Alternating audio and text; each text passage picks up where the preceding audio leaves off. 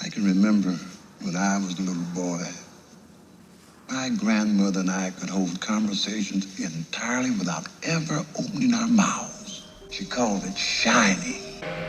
Come and play with us, Daddy. Forever and ever and ever. Red rum! Red rum! Wendy, darling, light of my life. You are the caretaker. You've always been the caretaker. Wendy, I'm home. This is Midnight Cinema, and I am Art Hennessy in San Diego. And I am Erik, and we want you to come listen to our podcast forever and ever and ever. I had to think so many. I'm Erik in Salem, Massachusetts, where we have ghosts and haunted hotels. But I was trying to think, Art, of what the best thing for me to do was, and I had 3 of them. I just had to settle on one. God damn it! So, what were the other ones? Just tell us. What were the other ones? Okay, and I'm Erik, and I'm not gonna hurt you. I'm just gonna bash your brains in. Right the fuck in. That's a harsh way for us to start the podcast. Yeah, and then, well, I know I thought that was too harsh. So then I thought maybe it's going to be, And I am Tony. I was wondering if you're going to go with that one. Yes, another Tony. one. Here's another one, Erik, and then we'll Yeah. get to the podcast. Everybody listening is is this a listening to podcast? Or we This just it's a doing podcast, voices? and it'd be like, so Erik, whenever you hear me typing, whenever you hear me testing my mic, whenever you hear me recording, that means I'm podcasting, and that means don't come in. Okay, I'm sorry. Okay. It's great. What are we talking about here? We With are your talking- creepy entrance, by the way. You were like, and this is Art Hennessy. what do you spike ghosts or something? Yeah, sitting here, I mean, it can be that way sometimes, when you're alone podcasting in an office. It's a song. Well, We're talking, for those of you who have not figured out yet, imagine somebody listening and has not figured out from anything we've said what we're talking about this week. They're We are- crazy. We are talking about The Shining, released in 1980 and starring Jack Nicholson, Shelley Duvall, Scatman Crothers, and directed by Stanley Kubrick. That's right about the movies. Some folks call the movie The Shining. Let's get all the characters out of the way. I know. And strangely, there aren't that many characters in this movie. Oh, we think about it. Art, I need to correct you. There are other characters that need correcting. Because you can tell it's not going to be a fun podcast. It's not going to be fun, fun. Erik. No. And just remember, Erik, your money is no good here. Orders from the house. Well, Art, I want to know who's buying my drinks. Should we just... Let's just do that. We should just do The Shining. We'll do The Shining. Oh my God, it's a whole new podcast where we just start. We do like improv The Shining. Oh, another thing we could have done, and I promise you listeners will get on, is I could have just started with a big sound effect and a big title card that says podcast. Right? The music is already scary for this, what we're going to talk about. But yeah, what we talk about, The Shining. The Shining, yes. The TV one, the TV version, right? Yeah. Everybody's going to turn off the podcast right away. Come on, it wasn't that bad.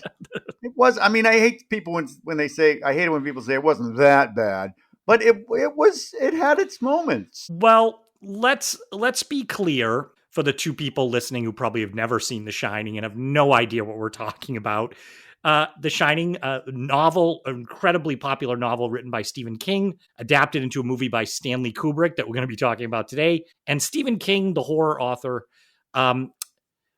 did not like this movie adaptation of his Oh my work. gosh, Art, thank goodness you clarify what we were talking about. I thought we were talking about that self-help book, The Shining. You have it in you, The Shining. You too can shine. $10 a month. Yeah, go ahead. So yeah, he didn't like the movie. He did not. And he really, really, I think, wanted it to be remade more like his book, and the TV miniseries that they did pretty much stuck much closer to the book. So we got that version eventually. That Yes, version. The problem, Art, is it was a TV series. You can't do it. You got to just, okay, do the movie again, but don't do the TV series. You got to cut so much out. It wasn't. This movie is. I believe you'll agree with me. Agree with me. I believe you'll agree with me. I'm being possessed by hotel spirits. I believe you'll agree with me, Art, when I say that this movie is quite scary. Do you want to correct me? Right? It's a scary movie. This is a scary movie. What I do want to talk about, though, is that was not its reputation when it first came out, when it first hit theaters. I just did a little research in preparing for this because I knew this in general. The reviews savaged this movie. It wasn't just, yes, there are a lot of 1-star, 2-star reviews from the critics out there when this movie first came out. It was not considered. It was nominated for the Raspberry Awards. Really? Which Art? First, good for you for doing your homework, because I didn't do my homework. I mean, I watched it. I may have taken some notes, but what was the award for? Stanley Kubrick for direction and Shelley Duvall for acting. No. Yes. Shelley Duvall for acting.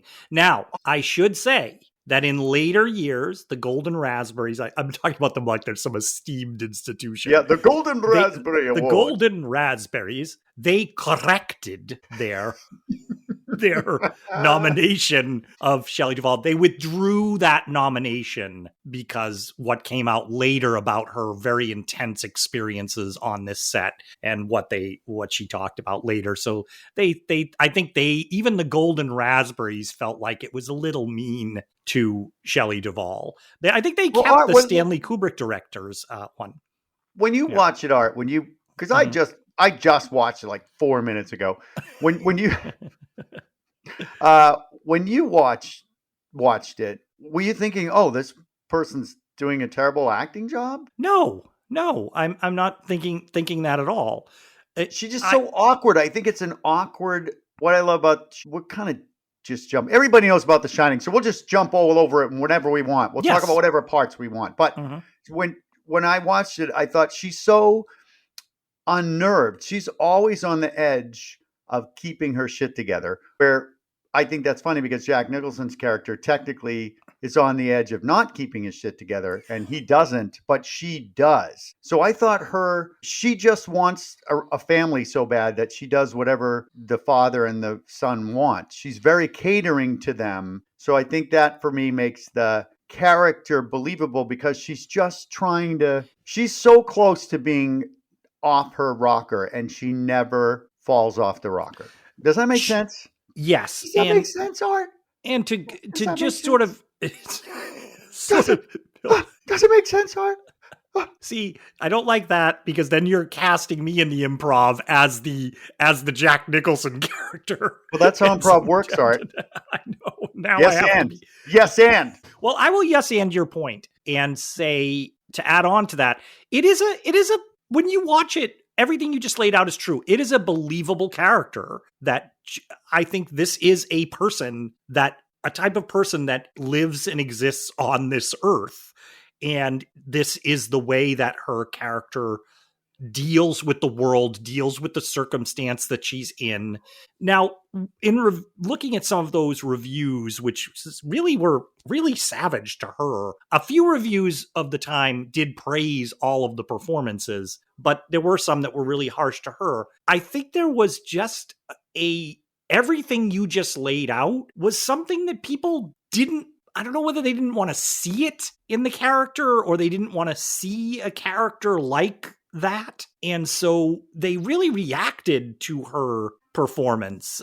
I think they thought that she was just overly, not doting, but overly scared, like a little creature that's really worried that anything could erupt at any moment. But it really could, which is one of the things that's strange about this movie is I think From the novel, you were supposed to get the idea that this was a slower unraveling of this person over time in the hotel. This is the Jack Nicholson character. And I think a lot of people with that idea in the novel, especially Stephen King, were a little taken aback at how, number one, how quickly Jack Nicholson seems like he's a guy that's losing it.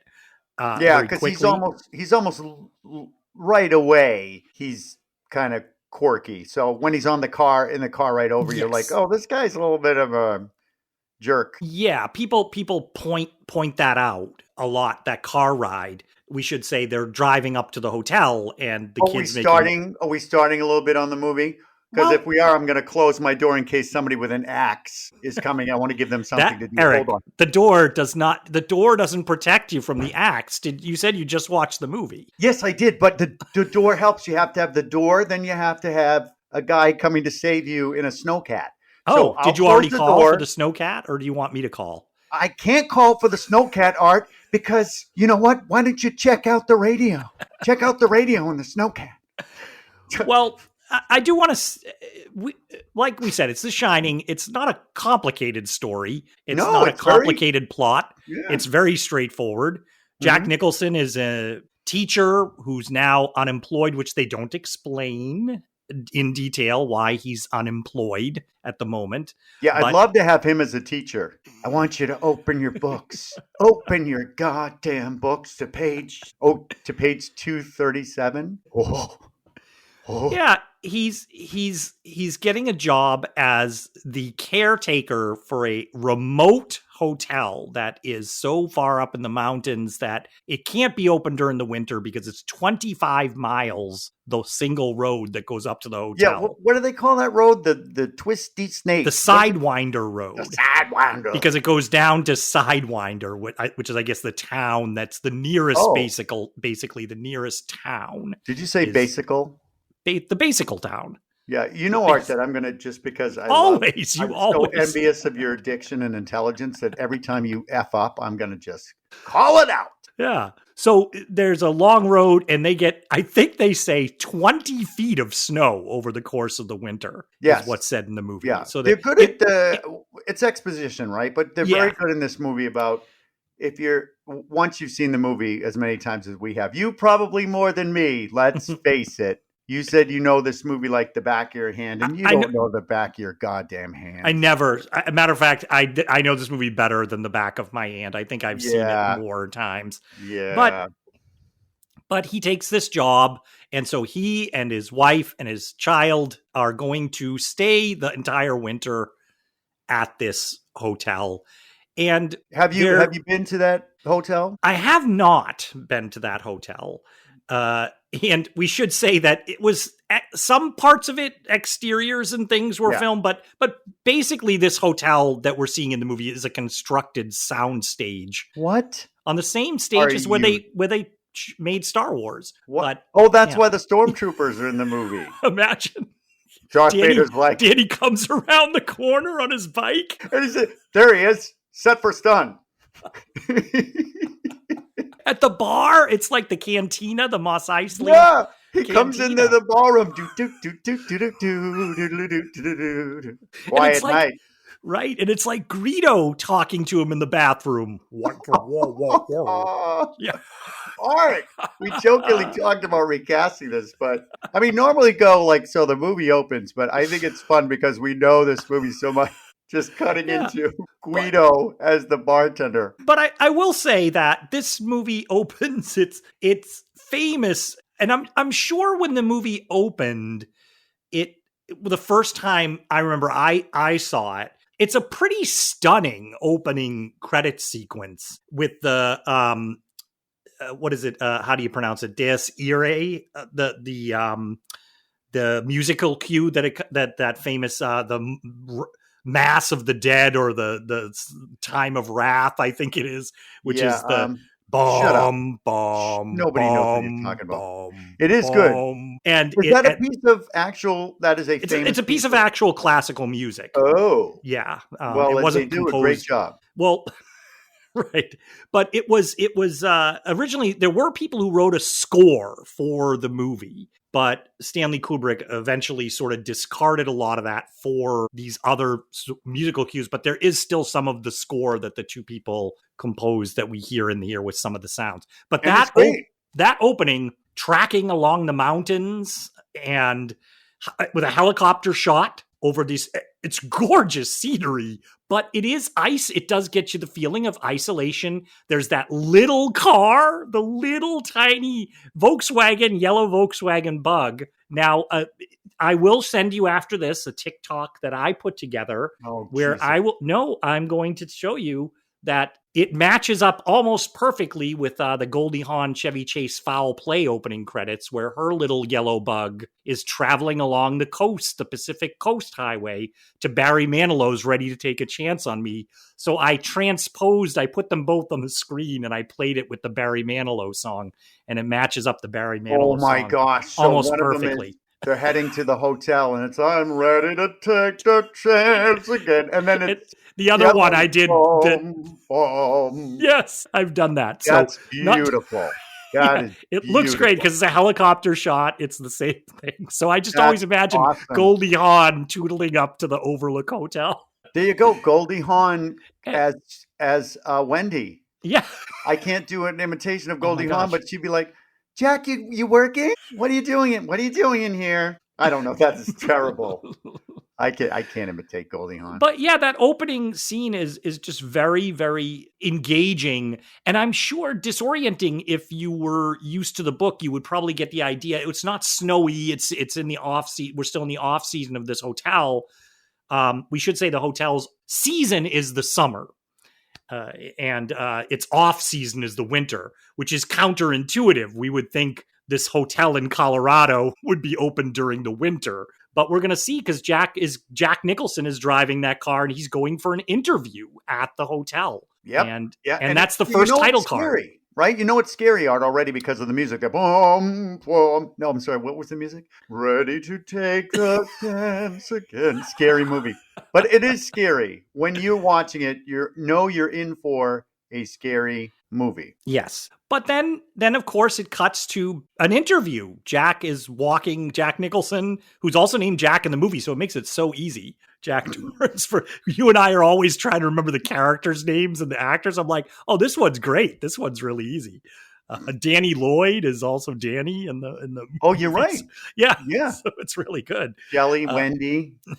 Right. Shelley, it's Wendy. Really easy. No. Yeah, he's going to an interview, see a hotel lobby, and this is where, if you're into all sorts of details about The Shining, where you can start to realize that the geography of the hotel makes no sense, because Ullman's office, where he walks in, there shouldn't be a window there. If you actually look at where he's walking, it goes around. It's very weird. So is that on purpose? Now, Stanley Kubrick did indicate, and people who worked on the movie, that he did want the hotel's geography inside to be confusing to a viewer, but not on purpose. He wanted to make it feel like you don't know exactly where you are at all times or how things connect. So that maybe this particular one was an oversight. It's sort of like the famous thing. Did you ever see on the people have pointed out Seinfeld's living room, like the hallway outside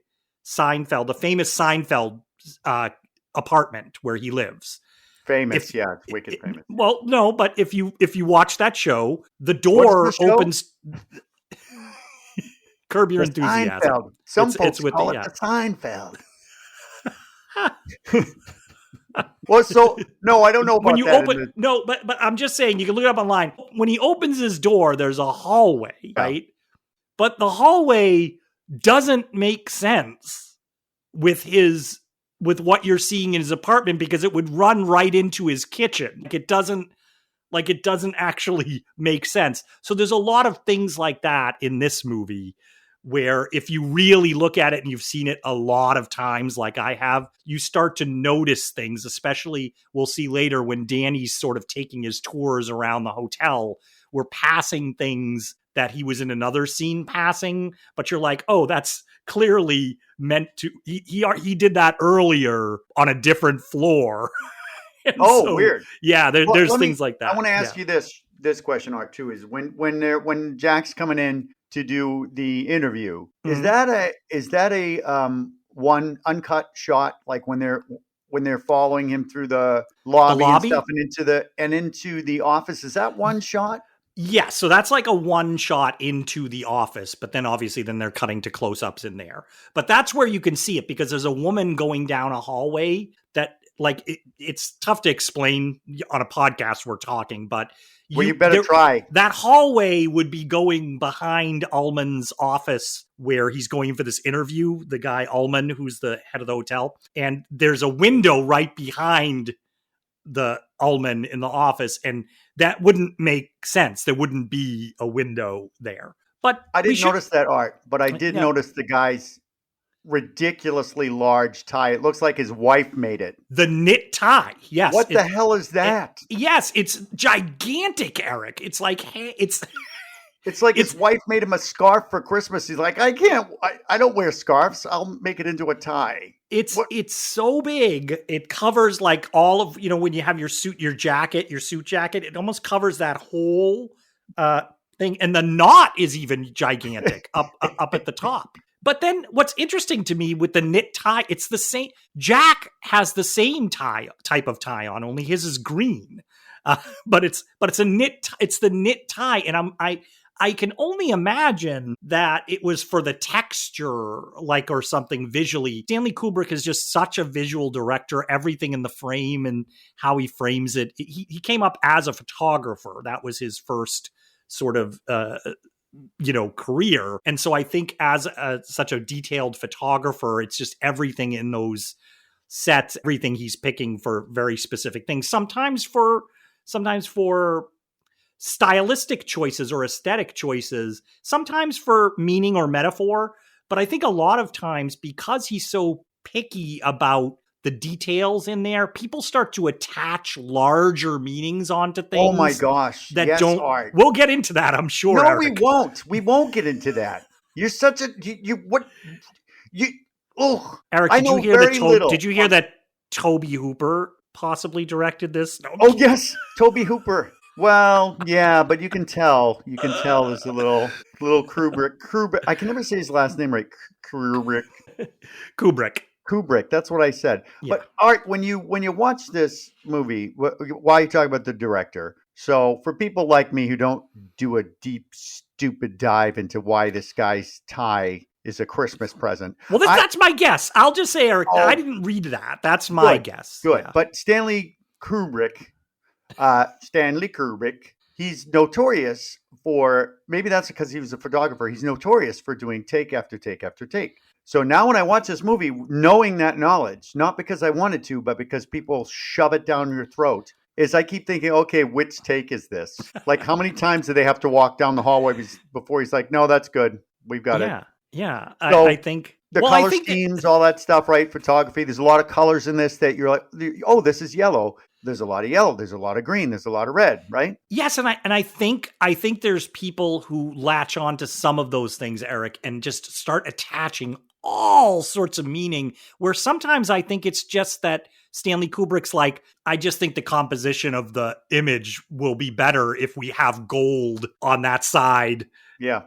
Transitioning into green or something. And so I think there are times that he imports meaning into things, and I think other times it's simply for aesthetics. I would hope so. I think these are the same people, Art, that do the UFO conventions, and may or may not believe that our continents are surrounded by an ice wall. No, I'm sorry, guys. If you're into the whole conspiracy, whatever of The Shining, it's okay. You'll enjoy listening to this. Yeah. Yeah. There's other stuff you can do with your life, but it's okay. It's okay. Well, for those who may not know, Erik is referencing this idea that there's actually a whole lot of culture around this movie about analyzing it and finding meanings in it, these deeper meanings. And people go really crazy with it. You can go online and see websites. And there was famously a documentary by Rodney Asher. I don't know if you ever saw it. Erik. It was called Room 237. That was the title of the documentary. And what this documentary did is he basically went out and found about 6 people that are just obsessed with this movie with different theories of what the movie is really about. And they go, like, one of them is, this is really behind everything. Stanley Kubrick is admitting that he was the director of the faked moon landing. Erik has dropped his head on the table already. I can't. You can't. And I'll just show another one, which is a little, not crazy, but it's that it's all about the genocide of the Indians, about the genocide of Native Americans. Oh, yes. Yeah, that's true. That I believe, yeah. Well, I believe there's themes weaved in there. But what a lot of people, I think, misunderstood Rodney Asher's documentary. 237? Room 237. A lot of people misunderstood that. I think what they said after they watched it was, I don't think The Shining means that. Why did he make he's making this documentary about The Shining meaning all these things, and it does. That theory is, but really I think what the documentary was about, Erik, was like, it was about obsession. It was about obsession. He was clearly, look at these people who have dissected every last detail of this movie with an idea and an ideology behind it to figure it out like it's some sort of puzzle to be figured out. And if you look at the documentary in that way, it's fascinating because you're like, do I do that with anything in my life? Do I? Yeah. So what we have to remember, Art, is there ain't nothing in room 237. Correct. Stay out of that room. Yeah. So nothing. Wow, we're not even. I think we are in the interview right now. Jack is having an interview for. So Jack is having an interview for this hotel. Yes. Right. We know this. We know this now. The Overlook Hotel. And he's got a wife and a kid. For those of you who haven't watched the movie. And Danny's only what? He's like 6. Yes, and he's a little weirdo. Oh no, that's Art. That's not. He's not weird. He has an ability. He does, and it is an interesting thing because Danny in this movie, in the book, I should say, in the book, Danny has an imaginary friend who talks to him called Tony. And he sees Tony in visions that he has, and Tony will show him things, take him sort of deep into his mind. How do you feel about that, Eddie? This is my imaginary friend, Eddie. Okay. How do you feel about that, Eddie? It's full of shit. Oh, geez, Eddie, that's not right. You told me to say that. Shut up, Eddie. Yes, Erik. Sorry. I'm sorry. I didn't think he was going to get involved. Eddie's our second guest on the podcast, I think. Yes, Mr. Art. Yes, Mr. Hennessy. So yeah, he's got a. And in the book, it's an imaginary friend who shows him things, and so it will take him sort of into his mind, and he's showing these pictures. And so translating that to film, if you think about it, is an interesting challenge.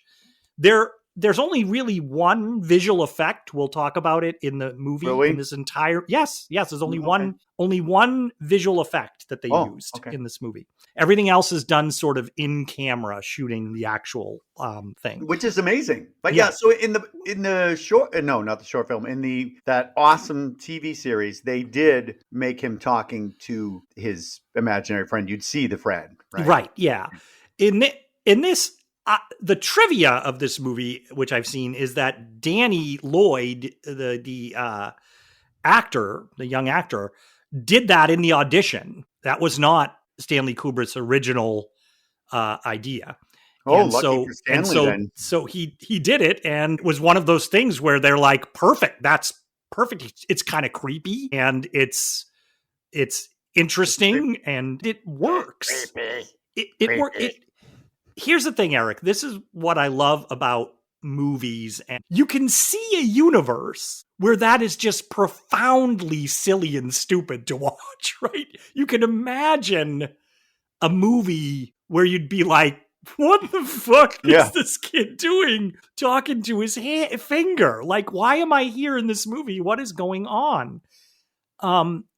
This works. When you're experiencing the movie, you don't laugh, right? You laugh afterwards when people reference it, like you're referencing it with Eddie here.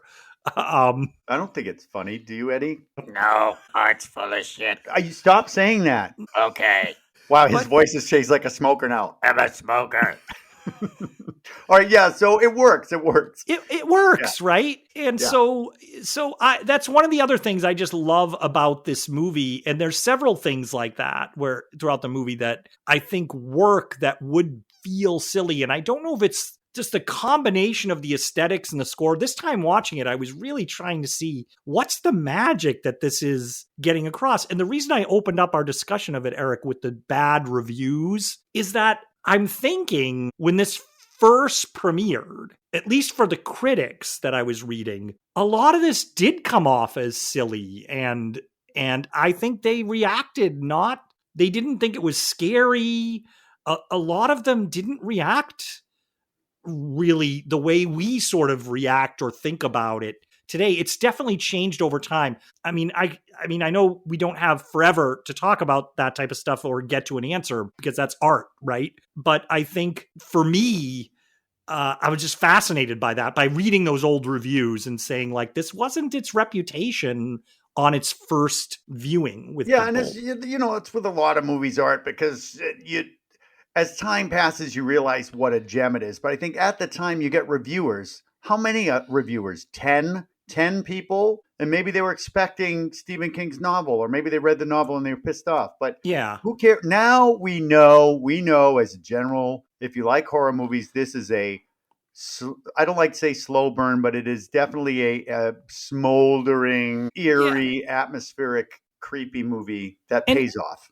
And I want to talk about it as we go on, because this time watching, I was kind of struck by how, like you said, my idea of it is a long, slow burn, but it doesn't really take that long for things to start really getting creepy. And it's a longer movie too. It's two and a half hours. Maybe as an adult, or my attention span is much shorter, I'll tell you that. But I wanted to watch it uninterrupted again. I had to kind of fast forward through a couple of parts that I already was like, okay, exposition. But I could sit through that movie again and still be utterly enjoyed by it. My wife and I, she likes that movie a lot. And we have several quotes from that movie. Well, let me amend that. I have several quotes that I torment my wife with. Wendy, give me the bat. So we're in the interview. Oh, in the interview. Yeah. Oh, yeah. So we find out. Yeah, let's try to. So we find out that that he's going to be the caretaker, and he has to just do turn this on, do the boilers. Big part of the story in the novel, but nothing here. The boilers have nothing to do with it.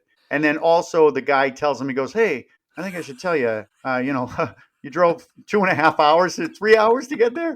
He waits. He waits for the interview to tell Jack Nicholson, the other caretaker, a guy named Grady. He, he hacked up his wife and kids, and then put two barrels of a shotgun, blew himself away. Just so you know, some people get a little creeped out by that. And did you catch Erik watching it? It is so matter of fact that he's telling this story. Yeah. I mean, he might as well just be telling a story of like, we had a few guests, when they had a bachelorette party and they kind of trashed the place. And we just, it was a wild story, It was crazy. A lot of people caught on fire, Do you think he did that? Do you think the director said, because George Lucas kind of does that. Thank goodness the actors don't do what he says. He's just like, say your lines. Say a little louder, a little faster. Do you think that he did this so that when Jack goes crazy and when Wendy is like, do you think he wanted people to be monotone so that would be bigger? Or do you think this is you find this a lot in Kubrick's movies, this sort of it reads a little bit like you said, monotone and deadpan and straightforward. I don't necessarily know that he's one of those directors who's like just say the line, no expression.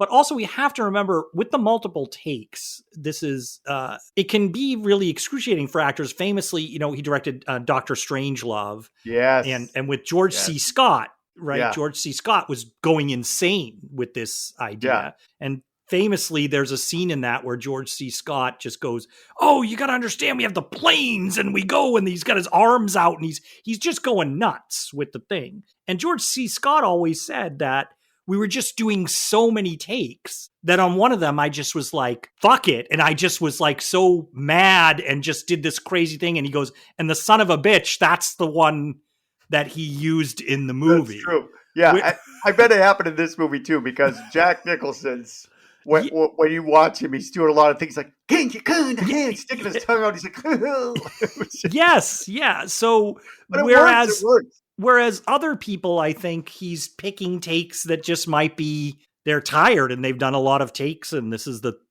100th time that they've done this interview. And so he's like, I like this. I like Ullman just being very matter of fact, this guy Ullman. I will say that even in the novel, if you remember, the very first line of the novel is officious prick, officious little prick. And that is inside Jack's head as he's listening to Ullman. That's the very first line in the novel. Oh, I had no idea. Yeah. No. And in the novel, there's an undercurrent in Jack, just right even from that opening thing. So right away, you are sensing that there is something underneath there roiling. So I just point that out because I think there's a lot of people that say, oh, well, the performance of Jack Nicholson troubles them because, or they don't think it's a good performance because they think he's crazy right from the beginning, right? He very quickly, we're going to point out, just starts doing things with his eyebrows and crazy. Yeah. But I want to point out that even in King's source material, there's a lot of issues. Jack Torrance is dealing with generational trauma. He's dealing with alcoholism throughout his family. There's a lot that he is going on here. There's an incident from the book that they don't mention at all here, but I so remember from reading it when I first read it, is he and his friend are driving home. Do you remember this from the novel? And they're drunk and they think it looks like they have hit a kid on a bike. Like him and his friend, they're drunk. And they go outside the car and they cannot find it's like that kid disappeared, like they don't know what happened, but they're both sure that they hit this kid on the bike. Yes, and I remember, and then the following year they find a note and it says, I know who you hit last summer. Is that what you're talking about? No. Do I remember the line in the book? No, it wasn't a line. It was a recurring memory that he has throughout the book. But they cut that from this book. But no, all I'm talking, the only reason to bring that up is that I think what Kubrick is trying to do is establish what I think he liked about Nicholson's character is this is already a man going into this situation that is about ready to collapse and burst and go. Yeah, this is already vulnerable. He just needs correct. That's what I love is that the wife who you think is the most pathetic person in the world is actually the strongest character in this thing. And she also is on the edge. But thank you. Shout out to all of the mothers and wives out there who keep their shit together while the deadbeat husband drinks a scotch on the couch. Well, Erik, she's much more resourceful than we thought originally. Those resourceful women. That's why I don't, have an axe in the house. So are we going? So we've done the We've done the interview. We've done the interview. The interview that he finds out that it's got all this stuff. Also, we find out that we're going to flash back in wherever Wendy and Danny, his son, are. Yeah. Danny's sort of hearing the interview through his power. He's able. This is where we find out in the movie. Yes, it's filtered through some sort of a sound system. Yeah, isn't he talking in the mirror to his friend? He's yes. Like, do you think we should go? And Tony's like, absolutely. Yeah, I'm not going to tell you a goddamn thing about it. This was my version. Listen, kid. That's how we should have talked. Why don't you mind your own business? We'll find out when we get there. Jesus, I need a smoke. And then Danny gets some flashes of images that, some really it's like flashes. I don't like to say two twins because that's wrong. Twins. Mm-hmm. We don't, ladies, gentlemen, anyone who's listening, we don't say two twins because that's four people. a set of twins is two twins. They are just twins. You don't put on two pairs of pants, okay? Can I right? So we see that, and we see a shot of like blood, right? Mm-hmm. Great stuff there. And then we're gonna cut that he's passed out. This is where Danny is gonna talk to a doctor, and the doctor is going to question the mother about, what happens, and, does he have these things often? This is, interestingly, after its release in the United States, this is one of the scenes Stanley Kubrick then recut the film for the rest of the world. We did a whole edit on it. And this doctor stuff, gone. He cut all this doctor stuff out. Yeah. He cut all the doctor stuff out. Well, it's not that we don't need to see that much. We know that Danny's got a little situation going on. What I was most curious about during that scene is what the hell is Shelley Duvall wearing? And was that a common outfit of the day? Because it looks like she's dressed up to play Raggedy Ann. Yes. What the hell that is was that? I think that was a style. There's a lot of corduroy in this movie. Does anybody remember that? Yeah. What is with the little frilly collar, and she's got a long sleeve shirt, but it looks like she's not quite 100% into the Amish community, so she's still going to wear a little bit of color. I don't know what's going on there. And smoking the cigarette with the long ash on it, the like really long ash. She's keeping her shit together with nicotine. But people smoked back then. I mean, everybody smoked, and so she did the one thing about this doctor thing. If it's all cut in other versions, we do get the story, and Jack is going to reference it later. So I guess we wouldn't need it here. Yes. But it's more detailed that he hurt Danny 5 months ago. He actually, in an accident, Danny was playing with some papers and he picked him up, but a little bit too hard, and it hurt him. Danny's only 7, right? He's 7 in this movie? 7 or 6, yeah. Yeah, and so he was only like 3 or something. No, they said here 5 months ago. Was that it? No. He hadn't been drinking. Oh, he hadn't been drinking in 5. They hadn't. You know this movie like the back of your hand. Well, I will say he hasn't been drinking for how long? 5 months. And she says, after he did that to Danny, he said, I'm never going to drink again. And he hasn't touched a drop since. Right. So we have a little error here There are a lot of these in the movie. I'm not going to go through all of them. No, there are a lot of things referenced. Like Grady's name is not the same when Ullman says it as when Grady says it later. Right. There's a lot of things like that in this movie. The hotel hired, when they hired people, they went all across the ocean to find people because Grady has a frickin' Euro accent. He's like, hello. Oh, I'm so sorry I spilled on you. I'm like, what is going on here? Right.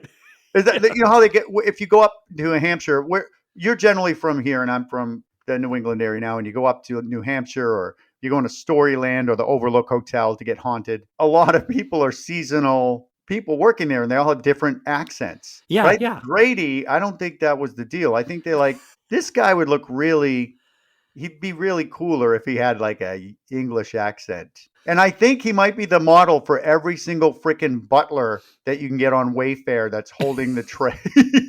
So I do want to point out one of the reasons that we have all these inconsistencies on things that are said is not like the conspiracy theorists about this movie would have you believe that Stanley Kubrick this was all just to fool us and disorient us, and is because they were writing and rewriting and cutting things and rewriting for this movie took a long time. As much as this movie is very, very meticulous, you watch this movie and when you're like, they took years to make this movie. Years. Yeah. I think Jack Nicholson was quoted saying that he would get the script and he'd just rip it. He'd rip the pages because he's like, oh, just wait. Wait an hour. I'll get some new ones. Right. So there's a lot of things that but it still makes it. Changing. I love that when continuity errors always bother me, especially like you and I have done short films before. And if you miss that one little bit, like you do in the 48-hour film festival, and you got to get all these shots in and you guys forget a main piece of information. It's just like, but this movie, you don't really I didn't know that they mispronounced his No, name. no, no. You don't feel it as you're watching it, and these aren't things that are gonna throw you off. But one of the early reviews that I read that was really bad, I read it, and they picked up on a lot of this stuff in that review. It was really interesting. This would have been a critic who saw it, and I'm like, wow, they picked up on watching. They're like, you can see the helicopter in the shadow of the helicopter. Shut up. No, Yeah. I know, I but mean, I was like, wow, this guy was paying attention. This Yes. isn't somebody back then. It wasn't like you were then watching it on DVD 10 times after you saw it. He saw it in a movie theater and went and wrote his review. And I was like, wow, he really was paying attention.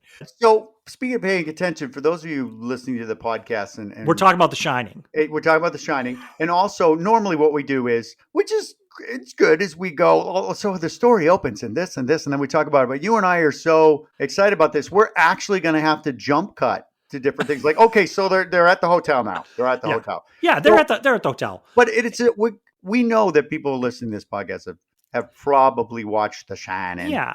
So we're not going to go through. You and I joked about, oh no, there's not a lot of story here, so it won't take that long. Isn't.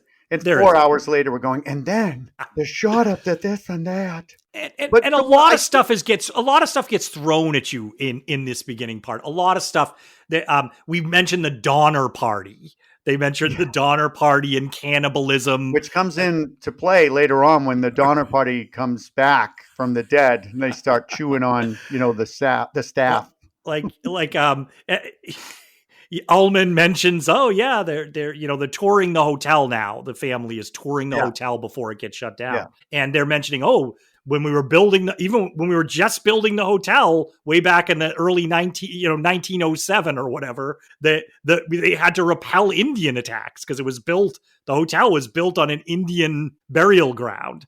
They had to repel them. Always an Indian burial ground with that. Always, we did Poltergeist, right, Eric? We got, they mentioned those things as well. Yep. Yeah, that's what happens when you bury over bodies, Art. That's what happens. Exactly. What I like about the scene where they're showing you the hotel and the guy's showing them around is you're getting shots of what things might be important, but also the life of the hotel. This hotel is super alive right now. There's people.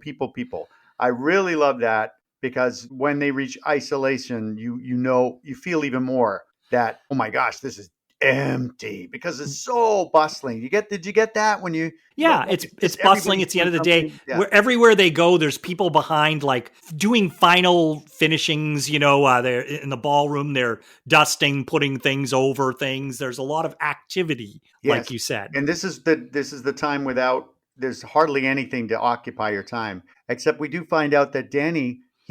Where's your little brat of a kid? I think is the exact line. And Jack goes, I think he's found, this is my terrible Jack Nicholson, he's found the game room. And Jack has found a Playboy magazine or something. Did you notice that? Playboy magazine and a game room.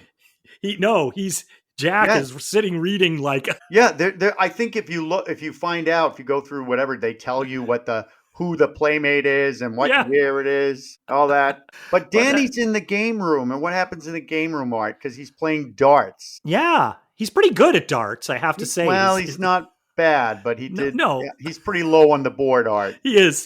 But no, for a little kid. Yeah, okay, I was like, he's throwing him. That's what I meant, Eric. He's like throwing him across there. I was like, go play with darts. But that's the most important part of that scene. Yes. The darts.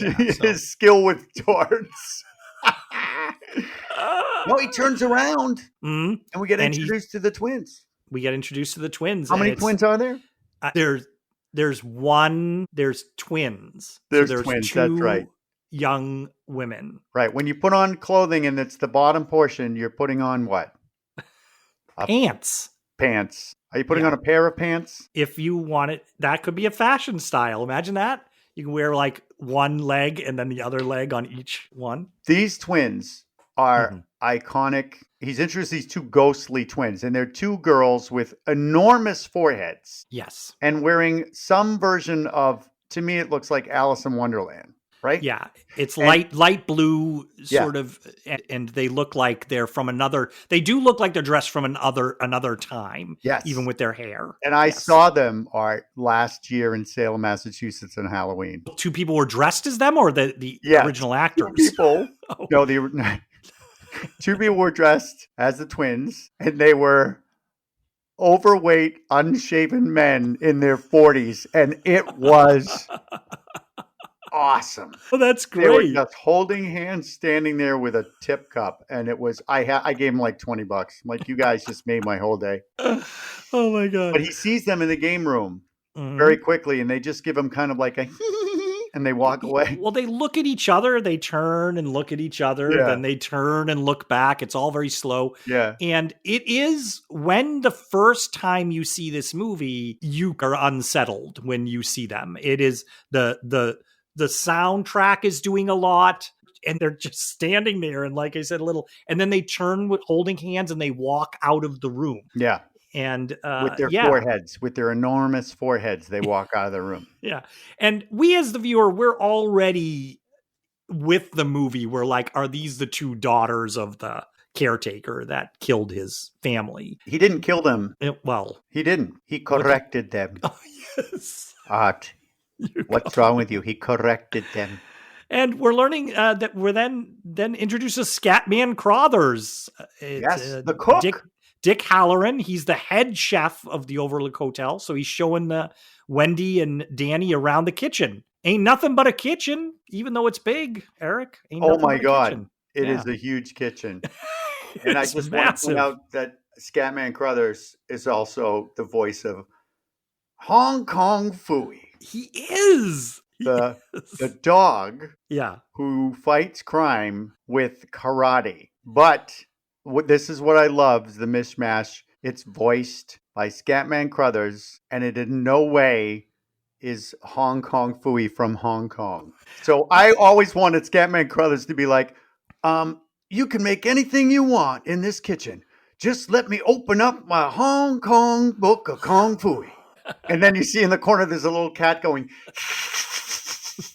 because it's the sidekick cat. Yeah. Yeah, so I just Hong Kong point it out. Fooey, quicker than the human eye. Quicker than human eye. I still remember that. And if we want to make this a really long podcast, I could do the theme song for you. But it's amazing to me that this is the guy they got. But I love Scatman Crothers. He does a great job. He really does. Watching it this time, I thought he was flawless. He was completely great in this part, a supporting role that didn't have to be, something as good as this. And he does a great job with this. And this is where we learn that he has the Shining. He has the power because he calls Danny Doc. He goes, "How about you, Doc?" And Shelley Duvall goes, "How do you know his name is Doc?" And he tries to play it. What is interesting watching this, he tries to play it off and go, "I probably heard you call him." And then she's insistent though. She's like, I don't think I did call him that. Yeah. And then we see it's the great scene, the music, and he looks at him and in his head, he's not moving his lips. Want some ice cream, Doc? He's moving. He's saying something else completely. Right. But as he turns, want some ice cream, Doc? Yes, that's cool. Yeah.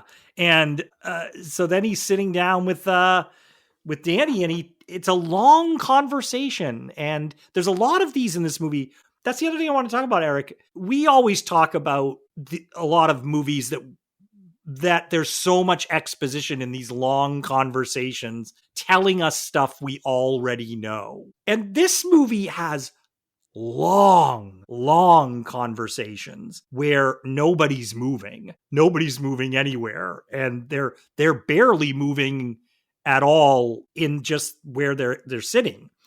And your time, like you said, this is a long movie. Time seems to vanish while you're drawn into these segments in the movie. This is one of them. This is the first one I sort of noted when I was watching it, where he's asking Danny, "Do you know about it?" The conversation has a whole journey to it. Not to break it down too much, but Whenever first you say it's that, Art, you break it down. I do, but it has a journey. You're just a little Band-Aid for you. Just I know. say it. What are you going to say, you son of a bitch? No, it's Say it great to me because mentally. it has We can save it for the pot. You could just tell me mentally while you're talking. Imagine that. The Shining. This podcast, we're going to just shine, and everybody We're gonna listening shine. we're going to What shine. were you going to say? What were you going to say? Go ahead, say it. Well, the conversation is a story in itself emotionally between these two, where he's talking to Danny about this, and Danny's sort of revealing it slowly to him. We learn about Scatman Crother's background with his grandmother. Yes. And then we start to talk about the hotel, right? Mm-hmm. And then we start to talk about room 237. But we what's in room 237? You got no business going in there. There ain't nothing in there, Erik. Let me see what Eddie thinks. Eddie, what do you think? Don't be a pussy. Go in there and see what happens. Maybe they got cigarettes or something. Maybe there's a 12-pack in there. So wow, Eddie's grown up with you, right? Eddie has turned a corner. Yes, emotionally. But what I wanted to mention, speaking of emotionally, is then we see. I love this performance. It's clear that he's afraid. He thinks of 237 as something that you do not want to go near. We get it all in his performance. It's very clear. He's not only just telling you, Danny, this, he's scared himself of it. Mm-hmm. And I really like this. And a lot of this is, I do want to credit, a lot of this is Stephen Wright dialogue directly from Stephen King's book. But the idea of The Shining, I really liked this idea of things happen in places and they leave residual. And people who have The Shining, they can see things that are going to happen in the future, but they can also see things that are lingering from the past. And so he's saying in this hotel, there are a lot of things that have happened. This hotel's been around for a long, long time. And he says, not all of them were good. And that there's this fascination. Stephen King does sort of have this fascination with hotels as a scary place, things like that.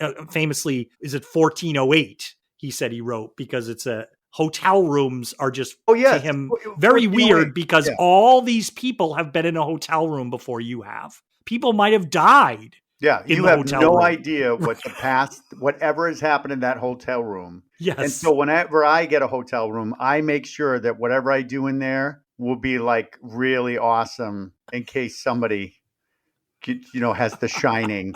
They'll go, oh my God, don't go in this room. No, you don't want to go in this room. No.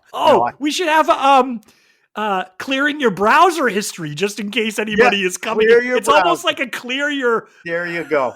It's like I'm sensing a circus clown outfit in here. I'm seeing something about a. We don't want that. I don't want. Yeah, it's like clear the cookies. Like so the.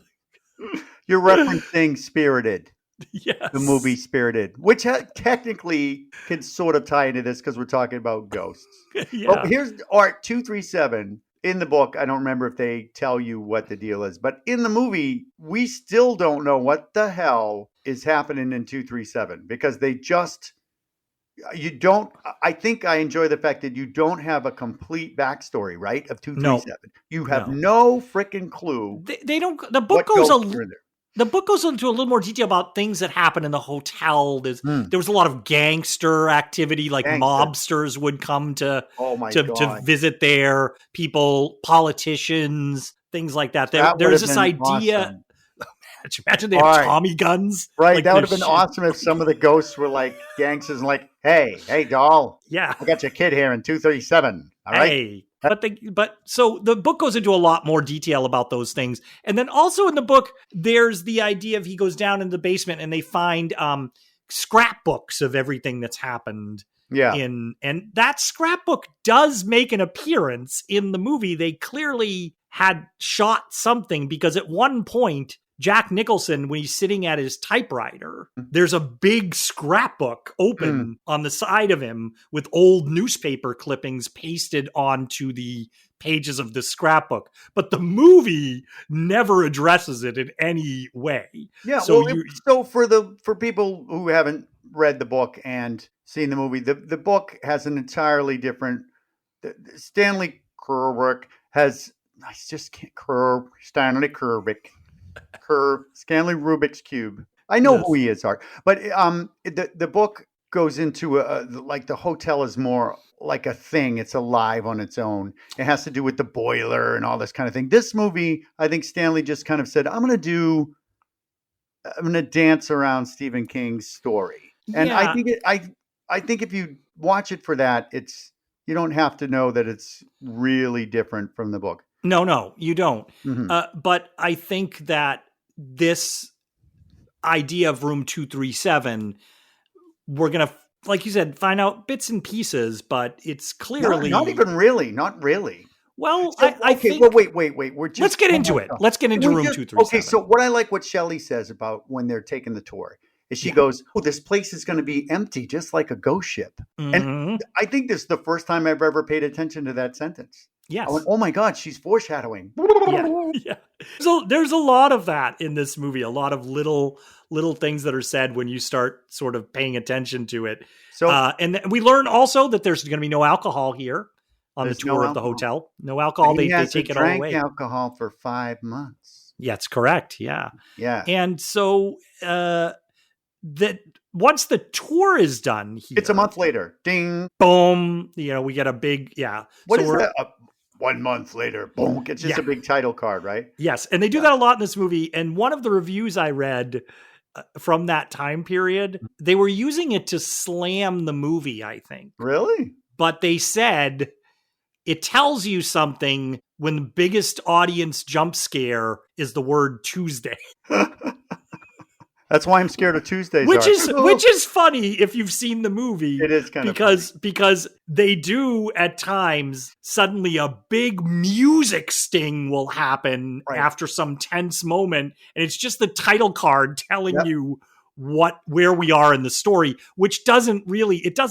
They're going to go. You probably noticed the structure of this is month to days to hours. So it's the structure gets smaller units of time. Yep. And I will point out also that a lot of movies have adopted that because so many movies are like Tuesday or they do that. And some of them even parody it with the boom, So now we're a month in. We're a month in. And this is where it comes into play. Like you said, we've seen the hotel bustling, right? Now we're going to see them going around through this hotel that we previously saw bustling, but now it's completely empty. Yep.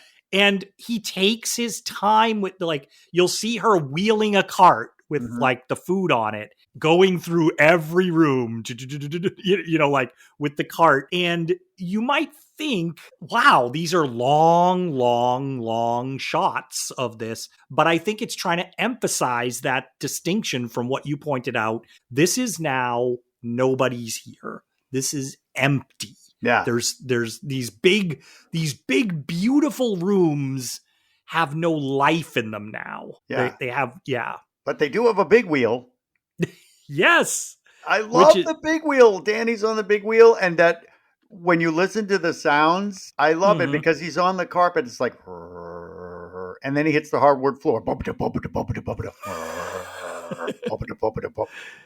I love it. There's no other sounds. It's just him on the big wheel. And it's showing you him going around. And when I've seen it before, as you have, when I watched this scene, I was ready to put in my notes, encounters the twins. And I'm like, nope, no, he doesn't. Nope. Yes. Wait, what happened there? Well, that's because we know that's coming, that he's going to he's going to turn down a corner and see the twins. But the movie is clearly set up for that first time viewing. It's lulling you into that monotony of him doing that so that when that does happen, it really will. But it still works for us. Yes. Because like you said, I'm anticipating it. And there's another scene later that I was surprised by how long it goes on. I thought something is going to happen sooner. Yeah. So it's almost a different film when you're anticipating, here's the bit. Oh no, it's not. Yeah. Oh wait, no. Well, I think we forget in between viewings, Eric, how long some of these shots are, how extended these things go on. How long is this scene going on? It's a Stanley Kubrick movie. How long? Yeah. And they're introducing us to the things like the hotel has a radio. We're going to start to get introduced to all that, but also we're going to start to get to see what's happening to Jack. Yeah, he's having a little deja vu. He's having a couple of deja vu moments, right? Right. Well, first, we first see him at this month time. She comes up with the food and he's just waking up. It's like 11 o'clock in the morning or something. Lazy loafer. Yeah. And she's like, well, she's starting to get that thing of like, well, maybe you could do some writing. Why don't you do some writing? Yeah, isn't that what you came up here for? I think is what she's sort of, And I think what he hears her say, if I'm not mistaken, is, why don't you take a tennis ball and just whip it against the wall, like over and over and over? Yeah. Which I think was an improv, right? He just improv he that. started to do that, but it was from him hearing that's a Stanley Kubrick thing that Stanley Kubrick would do when he was thinking or writing. He would toss a ball against the wall. Oh. Yeah. So so I think it was a combination of those two doing that. Yeah. So he's in this.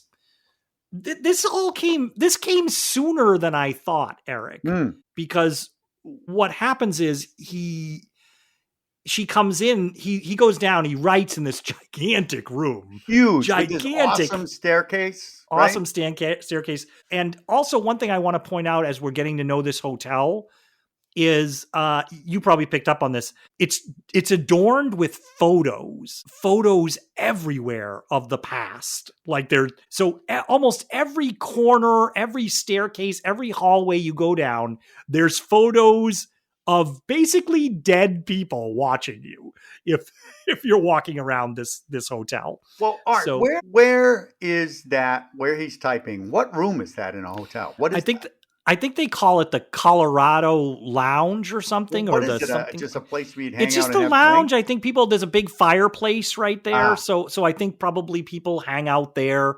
Yeah. It's like a big atrium. And I think that's where people would sort of hang out and talk and have drinks, maybe take their drinks in there. But it's gigantic, and he's typing. So when if he types, cool. It echoes all around the corners. And when he throws that ball against the wall, it's just echoey. It's a great location. And she comes in and, hey, how's it going? How's it going? And all right, let's just improv it. Ready? We're going to improv the scene. I'll be like, Eric. Hey, honey bun. How's your writing going? That's what you want to talk to me about? Yeah, I thought maybe you could show me some pages if you want to. I love you so much, by the way. Let's make a new rule. Whenever I'm in here and you hear me typing. Why are you laughing, Jack? He goes, no, I just want. Why are you laughing? You're ruining it. I did ruin it. All right, you can't hold it together for 5 minutes. Tap. I like how he's like, if you hear me typing or not typing, means I'm working. He says, whatever the fuck you hear me doing, that means I'm working, and that means don't come in. And he goes, and then, are we clear? He says, which reminded me of him in Few Good Men later. Yeah. Remember? Are we clear? Right. And she says yes. And he goes, you can start by getting the F out of here. I don't think he says get the F out of here. Does he? I think he does. No, he says, I love how you're editing here. He says get the F out of here. Because we don't want to offend the kids listening to this podcast. Which we've already said. Kids, just go watch listen to our Humanoids from the Deep podcast. Yeah. Danny, go to your room. Mommy and Daddy instead of this.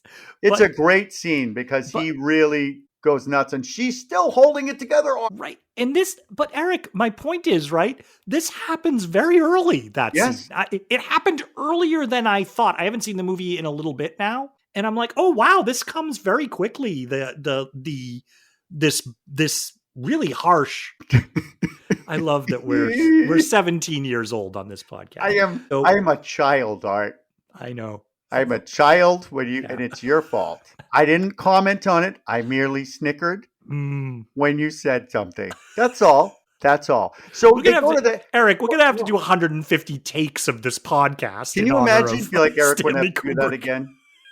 And then when I go crazy, that's the one you use. That's it.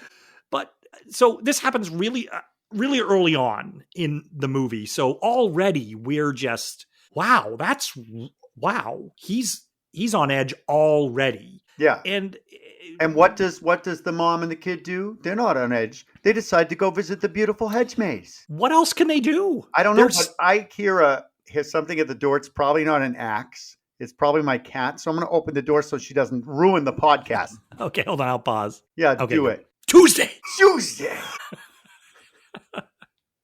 No. So yeah, what you were saying, Eric, is they're going out. So they head out to the maze. They're going to go to this hedge maze, which I think is awesome. It is a hedge, and it's not in the book as I change my lighting. Yeah. I'm trying to highlight my face for you so you can see it. Oh, yeah, they go in a hedge maze that is not in the book. Why? The book, there were topiary animals in the book. Yes. So animals carved out of shrubs and bush. Why are you laughing? What is this podcast turning into? This podcast is going this direction? A hedge is a bush that is carved. Why are you laughing? Okay. So, I don't know. And they didn't use it because in the book, these hedge animal bushes come to life. And they move when you're not looking at them. Right. And they didn't have the technology. So they're like, let's make a big old hedge maze. And I love the hedge maze. The hedge maze looks fantastic. Yes, made entirely of bush. Yes. Why are you? I don't know. It's just a word. I don't know. It's just a word. So they go through the hedge maze and we can see that they're having a good time, and they kind of easily technically find themselves through the hedge maze, right? Well, they get lost, they find their way, but inside the hotel in the Colorado Lounge, Jack is wandering over to, we see it's a huge scale model of the hedge maze, which is it looks gigantic on that model. Yeah. It's very impressive. It makes you be like, wow, I'd love to go visit that hedge maze. Yeah, and for fun facts, it doesn't exist. And also, you don't see it in the aerial shot of the hotel. No, it's not there. Yeah. So he looks down, and Eric, this is the one visual effect in the movie. He looks down on the hedge maze model, and as it's zooming in, he looks like he's looking insane already. He's just looking over this. It zooms in on the hedge maze model, and we see that there's two people in the middle of it, walking in the middle of the model. But as it moves in, and it's Danny and Wendy, and they've reached the middle. And what they did is they filmed an overhead shot of them, and then visually composited it with the shot of the model. Yeah, and it's so great. It's a great effect, right?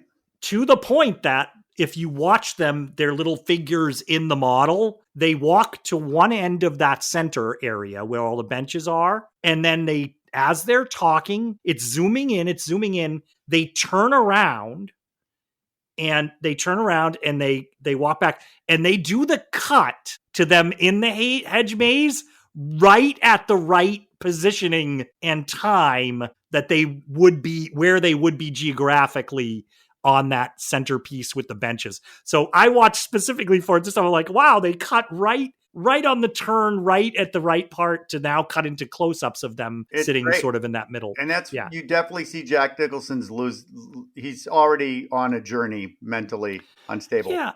And I want to talk about a little bit of themes here, Eric, where it's him looking over something, that idea of he's in charge, where we're getting the thematic thing of he's looking over this and they're small in it. I think is some of the things that we're meant to be thinking about. Is he in charge, Art? I don't think he's ever in charge, which is very. But I think people want to make him feel like he's in charge. Yes. Right? And so already he's starting to lose it. He's starting to lose it. This is what all my friends who I do impressions, but for some reason, all the impressions that everybody does, I'm generally not capable of doing them well. So all the people who are friends with me and listening to this will be like, you suck at Jack Nicholson. I'll be like, oh, do I? Do I suck? It's not even. Well, there's eras like Al Pacino. I think there's eras of Jack Nicholson. Al Pacino's easier for me. Al Pacino as Jack if I'm in this room when I'm typing or I'm not typing, okay? Great. I'm typing. Oh, we haven't Jim Carrey as Jim Carrey as Jack Torrance. Oh, I can't even do that. When I'm typing or not typing. I don't know. He'd make all sorts of faces. Like Jack Nicholson makes a lot of faces. Let's be clear. But here's me typing. No. But so we're gonna cut now a little further forward, right? Jump scare Jump scare that you talked about. It's Tuesday. Jump scare. Tuesday, boom. We get a big title Or card. as Grady would say, it's Tuesday. Yeah, Tuesday. And Danny's doing his riding around still. And it's snowing. There's a big snowstorm, right, coming in. Is that right? There's a snowstorm, and this is where we have her call down to the people. Hey, how's it going down there? Yeah, she calls on the radio. She calls on the radio. Yeah. Hey there. Hey, it's us up at the Overlook. Mm-hmm. The guy, it's very banal conversation. It's very, very banal. But we know that she's actually the one who's taking care of. She's doing the job that the husband isn't. So we see that, which I love.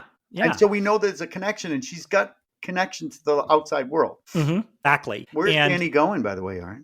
Where's he going? Well, on his big wheel. Is this where he's No, it's not, Art. No, it's not. That's what I mean. It extends. This is 237. Right. First thing. Yeah. He rolls past it and he stops and look back. He just went past 237. Which is cool. It's behind him. Mm-hmm. I always think that's creepier almost than it's in front of him. And it's too much temptation for him. He gets up, goes over, tries it, but it's locked. It's He locked. can't get in it. So he's got to go. He buzzes on, and we haven't talked yet about the carpet. Is that very distinct, classic, iconic carpet? Yep. Yeah. I was just going to say a moment to discuss the carpeting. Anyone looking for a change in their home, visit the Overlook Hotel, where we have amazing carpeting. Yes. It is. It's crazy.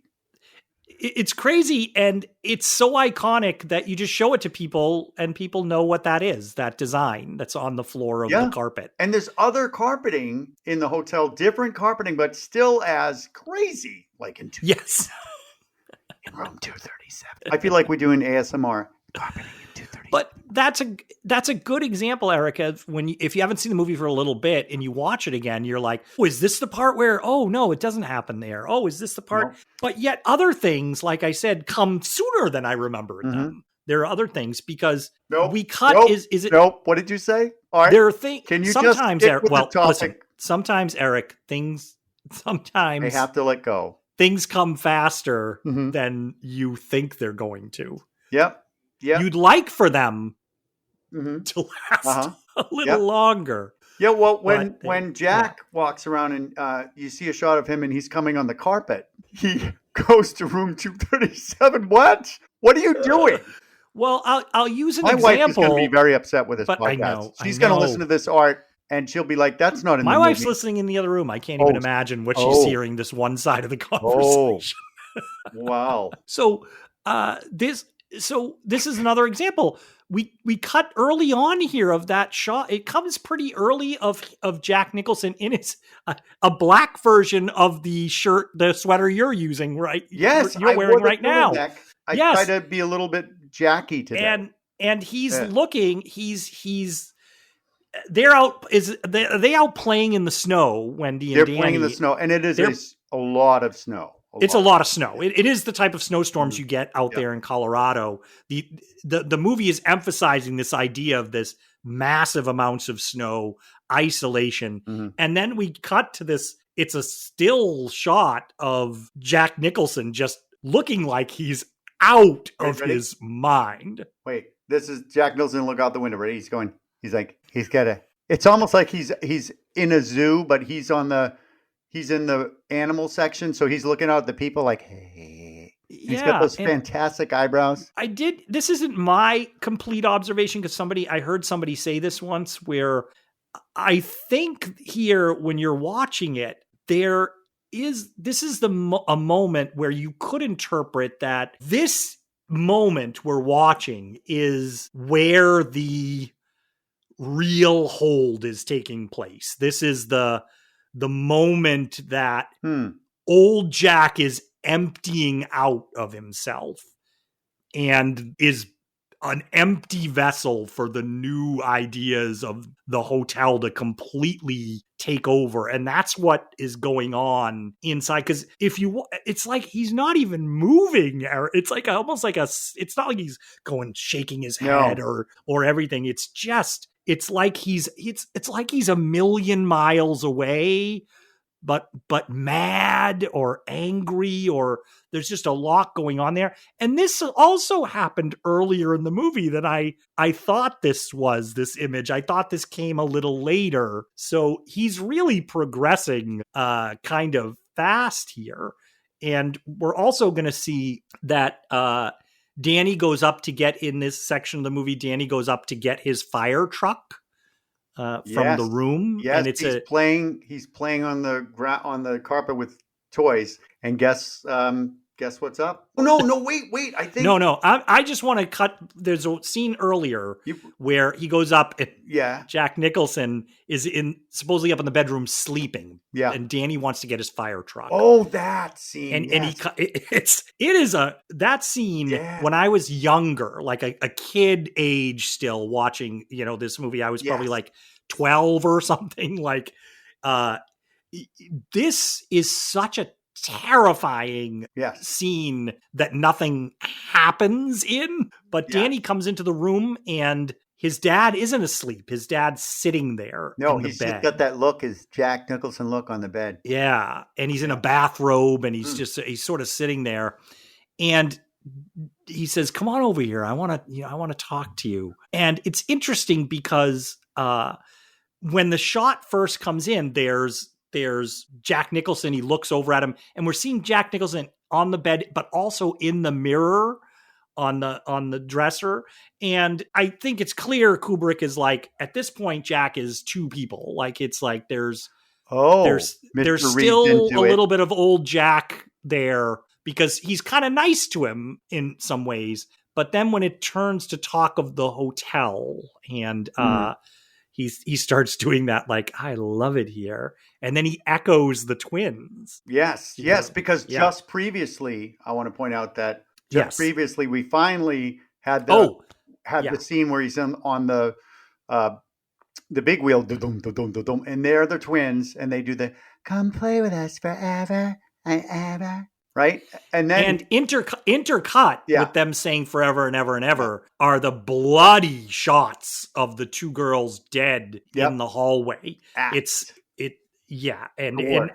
I freeze frame. I'm sure you do too, to look at like how it's designed with this blood splatter on all the walls, and they're dead, and it's very bloody, red blood, deep red blood that he's using. Well, it's not fake looking blood. It looks like but it looks like a massacre has happened there. So Danny's seen that, and the little girls have said "forever and ever." Yep. And Jack says, "I wish I love this hotel. Mm-hmm. I love it. I wish I could stay here forever."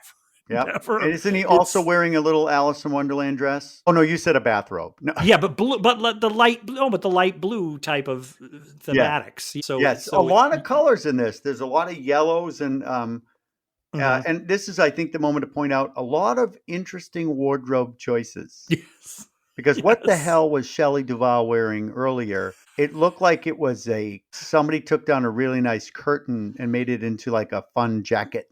Yeah, there was a lot of interesting style. Yeah, so he's talked to his dad, who's really creepy and showing all his affection at the same time. You're like, oh my God, he could kill this kid at any moment.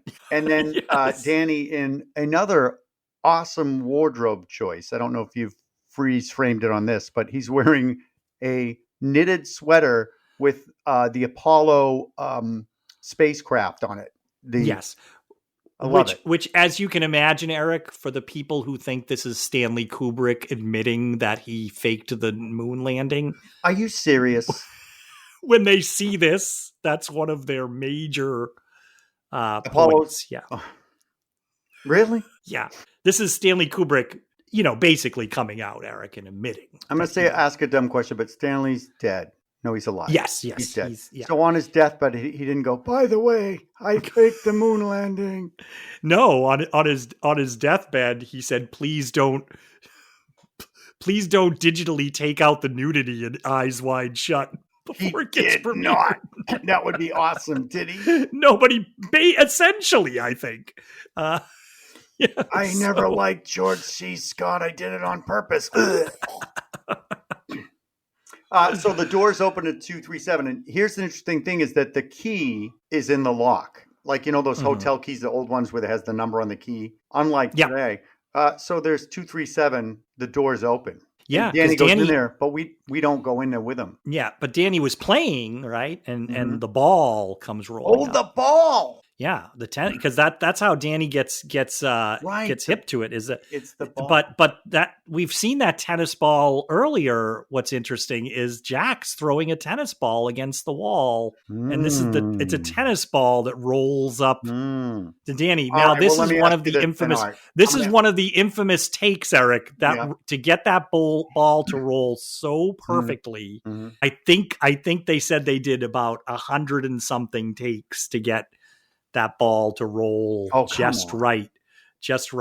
Well, do you think that because we're talking about this movie and we're going back and forth and people have seen it, do you think that Jack is the one who rolled the tennis ball? No. Do you think it's the ghost and they just happen to use the tennis ball?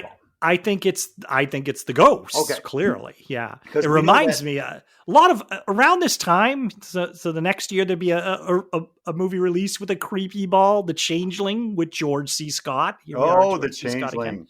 Remember the ball? Yeah. The bounces down the stairs. I think this was something that I am trying, Art, so hard for you and our listeners not to make sex jokes about what you're saying now, where you're saying, so I'm going to just skip it. I'm going to take a second. All right. I'm going to think it in my head, the jokes that are happening now with the objects we're talking about, and I've moved on. So, but now I will say, I wonder if they did a lot of tennis at the Overlook Hotel, because why are they using tennis balls? Well, I think they probably did. Now, in the book, remember? No, I don't remember. But in the book, remember the big thing was roke. The game was roke, which was croquet that was on that was played at the hotel. And so I think there was Art, for those of you knowing the difference between me and Art, when Art reads a book, he actually reads it. Where I will start reading it and then I'll start skipping over paragraphs. But the reason this is important is the big change from the book is a roke mallet. Oh, yes. The mallet is what is used in the book. Yes. Which is going to, and they changed that for obviously a roke mallet, movie. Which they used in that awesome TV series. Yes. Yeah. And so Danny, the ball rolls over and he looks up, and like you said, it's the door is a little, got the key in it. But we don't see what happens when he goes in there. Yeah. And we also, I think, realize we're seeing more shots of Wendy seems to be the one who's the actual caretaker because she's working on the boilers. She's correct. Yeah. But she starts hearing screaming. I have that for you. Would you like to hear it? So here it is. Okay. Because Orsina will say, "This is me when I have nightmares at night." That's it. That's his. Wait. I think I can hear my wife downstairs. When we have a moment, I will have her imitate that for you. Okay. I'm going to pause for 1 second here. All right. So we're back. Oh, shit. So, yeah. Wednesday. So Jack is upstairs and he's screaming, having a nightmare on his table. Eric, you've done a great job. Thank you. Great job. And Wendy comes up and he's so in this nightmare. He falls out of his chair. Yeah, he's so upset. He's got drool coming out of his mouth. And I think Jack Nicholson does a good job in this moment. I was looking at the acting, and I have to say he does a great job of that, waking up and not knowing where the fuck you are. And Wendy's there because the nightmare he describes to her, it would be very disturbing. She's sitting there. She's alive. I just think the disorientation, he does a great job. You really feel his disturbance. This is the only moment. This is it where you see that he is tormented and he's really himself right now. He's just like, oh, and he tells his devoted wife that he just had a nightmare about him chopping up his family with an axe, and she still sticks with him. I mean, I have to say her reaction to that nightmare, and I'm glad you picked up on this too. I was like, wow, he just comes right out. Yeah. And it's not like he's like, oh my God, it was terrible. I can't. And she's prodding him. What was it about? He just comes out. I had a dream that I killed you. Not only that, I chopped you up into little pieces. Yes. And he's generally upset about it. But I will say, Eric, the concept of it is a terrifying idea to think that I don't have children, but I mean, the idea of that you would kill somebody you love like that and then destroy them and chop them up and like, I mean, it's just it's a terrifying yes concept I've had that they present. Of dreams with family members, never chopping him into pieces, but No. it's like Shelley Duvall's character is like, stand by your man, even if he's trying to kill you. I mean, it's just a terrible. Well, this is. I'll throw this out there for as far as thematically in the movie and things that this movie. I don't even know if they were intentionally doing this, but the idea of this character, Shelley Duvall, we say like, oh my gosh, she's really taking this well, but she's trapped. She's literally trapped in a situation where she doesn't know how to get out of. They're literally snowbound up in this mountain in this situation, which if you expand out thematically, domestic abuse or emotional abuse victims feel trapped in those situations also. So the movie kind of tracks, I think, with that. Yes, that but idea. she also is handling it. She's keeping her shit together. It's really amazing. And I think this is where Danny comes back and he's got ghost damage. Yeah, it's a great shot. We see it from far away there at the other end of the Colorado room, and then where the camera kind of slides over, and then Danny's walking. We're going to mirror this shot actually a little later, but Danny's walking in, and the music is just, and then when she comes over, he has all these red marks on his and his neck. Apollo sweater is ruined. It's ruined. You can't sew that back together. It's knitted. Right. Something has clearly happened to him. And already, I think us as the audience catch on to what's happening here before even Jack Nicholson's character does. We're like, well, clearly they're the only people in the hotel. So she's gonna very quickly think he's the one who attacked Danny. He's not happy with that. Oh no. But he's also sitting there, and I think his expression is like it's taking him way longer than even us as the audience to catch on to that. That's what she's thinking, because we know he didn't do it. No. He didn't do it to Danny. Now, we haven't mentioned it yet, but you probably noticed what this movie does is earlier in the movie when Shelley Duvall is kind of getting some stuff ready in the kitchen, they have the TV on and the news is on, and they said a woman has gone missing out in the wilderness. That's one of the stories. And what they're doing is they're seeding, I think, for us to think possibly the woman that was missing is now in the hotel. I think that's something that they were putting in there. I've never picked that up. Thank you for that little bit. Yeah. Watch it when you watch it next time. That's one of the news stories that's on. I want to fast forward over it.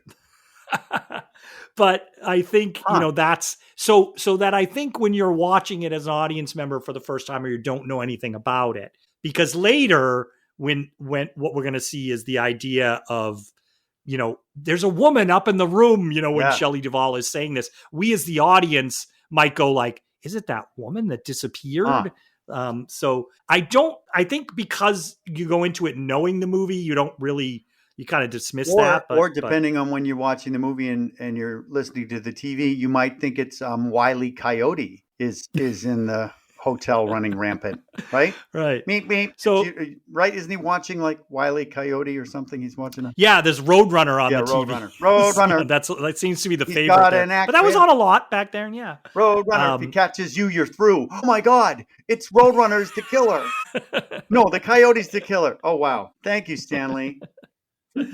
So he's pissed. Jack Nicholson's pissed that he thinks his wife blames him. This is a great scene for me to watch because, as you know, as an actor, you love seeing when somebody is really doing a good job of being in the moment. And Jack Nicholson's walking down the hallway and he's all like, pissed. He's all like, and he goes to the ballroom. Did you notice, Eric, that they even scored the music to his little outbursts? No. Like if you watch, he'll occasionally in those little things where he's like, ugh, and he throw his arm across him, the music will go, ring. Like there'll be a sting of music on. So when they scored the music, they clearly added a few, not on every one, but every now and then they added like a sudden little sting under the music. See, when it's a he good would movie, make one of those gestures. When it's a good movie, you can watch it. And notice things you haven't noticed before. Yeah, I also he goes feel into bad the empty attention. ballroom. What? Yeah, it's empty. It's empty. He turns on the lights, right? It's Yep, dark, he turns on the lights. It's all empty. We were told that there's no alcohol. The bar's empty. Nope, and there isn't. It's an empty bar. That's empty bar.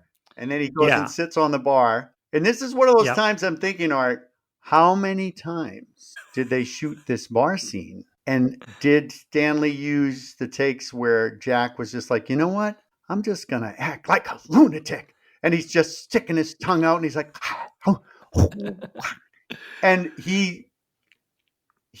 I think he rubs his face, right? And then he looks up and we know he's looking at somebody and whoop, there's the bartender with a full bar. Yes. Yeah. Because in the book, it's pretty clear in the book when he does this that there's nobody there the first time he does it. Like he's making this conversation up in his mind. Oh, in the book, you definitely know he's making it up.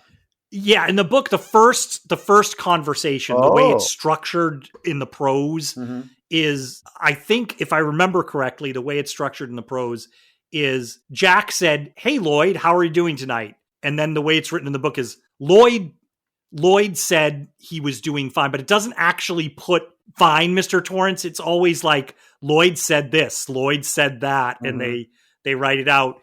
And so you kind of get the feeling. But then I think the second time he talks to him, it's more like Lloyd's really there. Well, in this but one, they do it here. Yeah, they do it here. Obviously, they couldn't have Jack Nicholson talking to himself. But you still don't know. You still don't know because you are watching him do this and even get served a drink. And that, for me, is one of the most unsettling moments because when he says he's just sober and then he starts downing the alcohol and he does such a great job. But when he takes that first drink, you can see on his face a struggle. To me, that's what I see, a struggle, because, you know, I'm a raging alcoholic. A struggle, as a matter of fact, where's my bourbon? A struggle between him like going, that was great. I really enjoyed it. And at the same time, it looks to me like he's going, I've just destroyed anything that I've built by taking this drink. To me, I'm seeing that on his face. And that, I was like, good for you, man.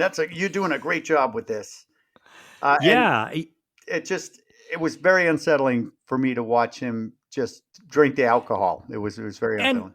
And I want to praise the performance of Lloyd, the bartender. He's got all the quips that a bartender would say, but the way it's delivered is as if he knows they're quips, but he's not overplaying them, and he's just delivering them, you know, as the standard thing a bartender would say. Because there's that one point, Eric, where he goes, women can't live with them, can't live without them. Like it's not like he's saying it for the first time, and it's not like he's saying it as if he thinks it's witty, and he's not making fun of it either. He just sort of says it. It's a very interesting thing. We talked about how some of the deliveries in these Stanley Kubrick movies, but I think this works so well. You can watch this scene 100 times. Yes. It's so not lack of performance, but the stoic performance of Lloyd the bartender. Yes. And I think that's for a reason, because he's a ghost, right? I think that it is a ghost. And one of the things that Jack Nicholson says, because he says so many in this scene, so many things, and he does so many things with his hands and his face. But the bartender asks him if everything's all right, and Jack Nicholson goes, "Well, it's just a little problem with the old sperm bank upstairs." I'm like, "Oh my God, what did you just say?" It's rough. Oh, all of a sudden he hates his wife. Oh, well, Oh I my think God. that goes back to what I was saying earlier, Eric. I think this is on the edge way over already. The alcohol. He's feeling things. freaks Now, out. there's also this theme in the book that's not here, that's hit on a lot, is this sort of generational thing where that era, Eric, when you and I were sort of growing up, our parents, the way that they experienced the way parenthood was in just the generation even before was like kids getting hit, slapped, spanked. Dads wouldn't even be at the hospital when the mom gave birth. Like it was just a much different generation, and that was all changing. And so if you read the novel, Jack Torrance talks a lot about his dad. And I think here we're getting a little bit of that, like this new generation, we're not going to hurt the kids and we're not going to slap them around, but he's drinking, and he talks about the incident with Danny where he was drinking and he picked him up too hard and it hurt him. It hurt Danny. And I think he's stuck on this idea, his character, that she hasn't let him forget it. Like one moment that happened. Yes, but also when he says it, he's also, when he's talking about the kid, he's like, "I would never harm a hair on his fucking head." And he's like, "I just pulled that little fucker." He's just, you think he doesn't love this kid at all. He's just like, what is he like? One little piece pressure pound per square inch squared, and it did it. But it sounds like he yanked him up violently. Yeah, pulled his arm. He lost control and pulled his arm out of the socket. And he's trying to downplay it and make it like she was making a big deal out of it. But I brought up that about the book because I think I always bring that into the movie a little bit when I'm watching it, and having grown up, full disclosure, with an alcoholic father, who also had an alcoholic father, that it on a personal level, all of these things are very, very visceral experiences for me watching this movie and dealing with those types of things. But I think that era was very much Jack Torrance's experiencing that. And so there's also those themes of the past when we're going to be talking to Grady later about how he dealt with things. Yeah. And it becomes much more about those generational things. But back to Lloyd is this idea, Eric, of like, okay, there's ghosts in this hotel. Like this is we've seen the little girls. Yes. But we're now is there, because we still don't know, because I want to point out that Wendy comes running up with a bat saying that Danny's been attacked by a woman, and Jack doesn't have a drink in front of him. No, so there's no glass. But he is clearly intoxicated. Yes. So when she comes in, I think about the movie, I think about things like this. Was he drinking, or was the ghosts were making him think he was drinking and he got drunk, or did he actually drink physically alcohol? When Wendy came in, they were like, "Oh, get rid of it. So I always think of that shit because I'm crazy. And I can't remember. I have this remembering of the novel. One of the little things is that after he has this little conversation with Lloyd in the bar, Wendy thinks she smells alcohol on Jack's breath, but then thinks that's confusing because there's no alcohol in the right. And he couldn't, if he smuggled it in, it would be long gone by now. Yeah. But this is the introduction of the baseball bat. And she says that there's a crazy woman in 237 because I guess finally Danny told Mom. Danny's come out of his catatonic stupor that he was in, where he wasn't really saying anything. He was just kind of sucking his thumb. Yeah. And Eddie wouldn't have put up with any of this shit, right? Eddie would Eddie, your yeah, friend Eddie, yeah, yeah. he would have. What Yeah. did you want to talk No, about we'll it? Because see. he's right here if you ever need me to. He's having a bourbon right now. Eddie, I'm not calling you, bud. Just continue your drinking. My God, you grew up with alcoholic parents, and I grew up with an alcoholic finger. Shut up. Oh, jeez. I grew up with ghosts. With ghosts in the house, Alcoholic yeah. ghosts, yeah. Well, the idea here is that she's saying that there's this woman up in the, and Erik, when she first says it, this line, he goes, "Are you out of your fucking?" Yes, he has a great. He looks at her just like yeah. He really, at this point in the movie, he loathes her. Yes. Like, I mean, it's coming right off of him. He just loathes her. And I think about poor Shelley Duvall. Yes. We haven't talked much about it on the set of this movie, Mm-hmm. where it's Stanley Kubrick is setting up an environment, I think, semi on purpose, semi because he's sadistic or something, where she feels like she's never able to do anything right. You can watch the behind the scenes documentaries. I've seen it. Where you've seen it, yeah.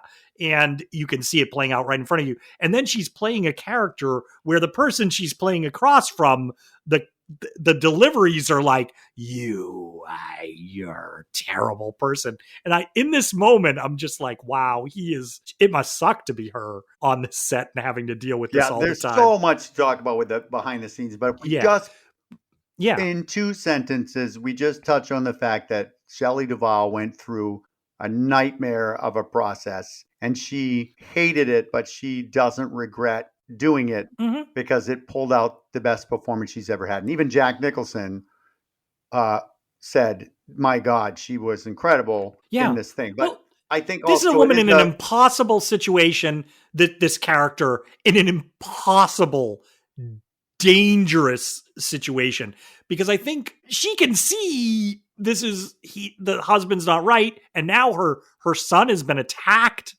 And she clearly believes her son, that there's some woman in the hotel who attacked him. And so he's going to go up. He's going to go up to check it out. And then now, finally, we're reintroduced to Dick Halloran, who I think he's got a connection with Danny, because they're both like, Danny's going like that. And yeah, Danny's like drooling at the mouth, and he's having spasms. And this is the scene that broke Scatman Crothers. This is the one. The push-in. That push-in. That's the one that they did over and over and over and over again. That's the one. And it's I guess it pays off, because first let's just talk about his Florida dwelling. Can we talk about his aesthetics, his room aesthetics?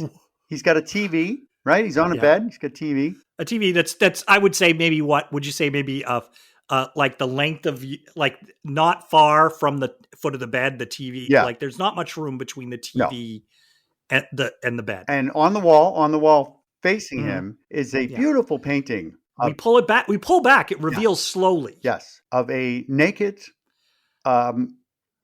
woman with a huge head of hair, which is awesome. She's a beautiful black, like, it's a very almost 70. What is it? It's like a not quite porn. It's just it's actually, watching it again, I'm like, it's actually an interesting photo. It is. Yeah, not a painting, a photo, right? Is it a photo? I think it's a photo. It could be a painting. It could be but a painting. That's not enough, because when we photorealistic. Yes. And when we cut to him on the bed, there's another one, an even better one. Once again, they pull back slowly to reveal this. And these are our first boobs in the horror movie. These are our first boobs.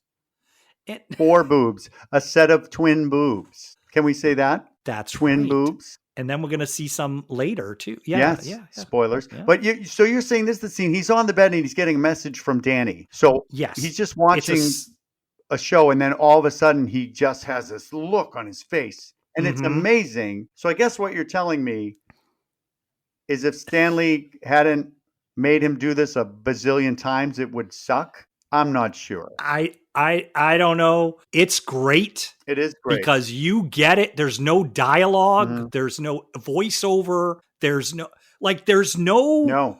Like Danny over there going, help, Dick. Nothing. Help. Like Yep. and he is just getting, it goes right so close to his face. You can see every pore. Yes, you can see the veins. Every wrinkle. In his nose. You can see the veins in his nose. everything. But what a It's great coming thing, in because so you don't. close. What I like is you don't know what he's hearing or seeing, but his face is terrified. And I wonder if Scatman Crothers, when he watched this scene, if he was like, oh yeah, that was worth it, or if he was like, Stanley, you motherfucker. You know what I mean? That's what do you want? Yeah, well, I'm sure. Eric, so think about the context of it. You're like standing there, I want to be scared. We got to go again. It's like, what do you want? Because there's no dialogue. No. There's no like, I wonder if he just was like, I'm going to just open my mouth and go like this. And that was the take he used. You never know it's acting, right? That's the crazy thing. You never. But I love that what scene because it takes you out of the hotel for a second, but it's also a bizarre setting. And it's also, did you notice this as far as the aesthetics and everything of the room? It's very small, the room that he's in. I couldn't tell. Is that a hotel room? I think he's in a hotel. I don't know if it's his room or not, because he says what's weird about it, Eric, the next time you watch it, I'm going to have to watch it closer because I now thinking about this, is the idea I got is like, I don't detect like a door or anything out of this room he's in. It's so contained. It's red I'm too, like, isn't it red? There's like a lot of red in there, but I'm like, oh, the claustrophobia for him, it's like he's experienced, like we're all focused on that. Well, full disclosure, so now Jack's got to check out. I have to say, full disclosure, I was busy looking at the paintings. I don't know if there was a door or not. Sorry. Next time I'll try not to look at the paintings, which I have copies of in my living room. My wife is a little upset about it, but I like them. I like it. It's art. It's art. So now Jack's going to check out the room and go in there. Yeah, and it's a POV of Jack, right? So we're with Jack. It is. We don't see a shot of Jack entering. No. We're just picking up. We come into the room with the camera. We haven't even mentioned yet that this was an innovative camera at the time, the Steadicam. It was had only been used on a few other movies. This was a brand new technology. So actually, the person behind the camera that you're here is the person who invented the camera. Oh wow! So he's on this. And I learned so much on this podcast, Art. Things I didn't even know. But so the Steadicam, all that steady stuff, following Danny, like doing all that, that's genuinely new technology. So that floaty idea of that camera that floats so steady, that's only coming about around this time period. So we're coming in, you're right. It's not like we're seeing Jack. We're just following it into the hotel room and room 237. Yeah. And it looks like a pretty normal hotel room. Does it? There's no windows. Does it though, Art? There's no windows. That is a weird looking room. And what I love is when he goes, the bathroom is way in the back there. And I'm trying to remember now if the bathroom, if he goes into the bathroom or he can see into the bathroom, but he actually steps into the bathroom. He does. Yeah. So then this is in no way sexy. I'll just point out this is nudity in a horror film. And in no way is it at one point you're like, oh yeah, you're just like, what is going on here? That it's not titillating. And there's an awkwardly beautiful woman with her hair is slicked back like she's in a might as well face it, I'm addicted to love, right? And she stands up and she is completely naked. And she has incredibly long limbs. Yes. Her legs and her arms are really long. Yes. And because that's what I noticed. Mm-hmm. Yeah, that's all I noticed was her arms and legs and her hair. On her head. The slick back. And it's very interesting because we've been set up in this movie to think that they're alone here. Can we call moments like this somehow when it's a fully naked person, male or female, and you're seeing everything? Can we call this like a Hunger Games moment or something like that? We need a name, because what's her name in the Hunger Games? She did a full naked thing. We talked about this before. Wow, you're doing a couple of references away. The Hunger Games moment. Yeah, well, I'm trying to explain it. Like, So yeah, it's a moment where what's her name in the Jennifer Lawrence. Thank you, Jennifer. I was going to say full Jennifer. nude in No Hard Right. Feelings. So fully nude and No Hard Feelings, but was also in the Hunger Games. So you put the two together, it's a Hunger Games moment from now on. And if people don't know what it is going on further, it's because they're not listening to the podcast. They can listen to the podcast. And they don't deserve to know. So we have a Hunger Games moment. The explanation will be hidden in the shot. Correct. Oh, hidden like these meanings in The Shining. Like, you imagine that, Eric, as we go on with this podcast. The secrets are all in our Shining episode. Yes. You just have to figure it out. In the Shining episode. Like, everybody will be like, look at that thing in the background of Eric's shot there. It's like, oh, it's a 237. Yeah, so she comes out and she's naked. And what I love is Jack Nicholson just stares her in the face the whole time.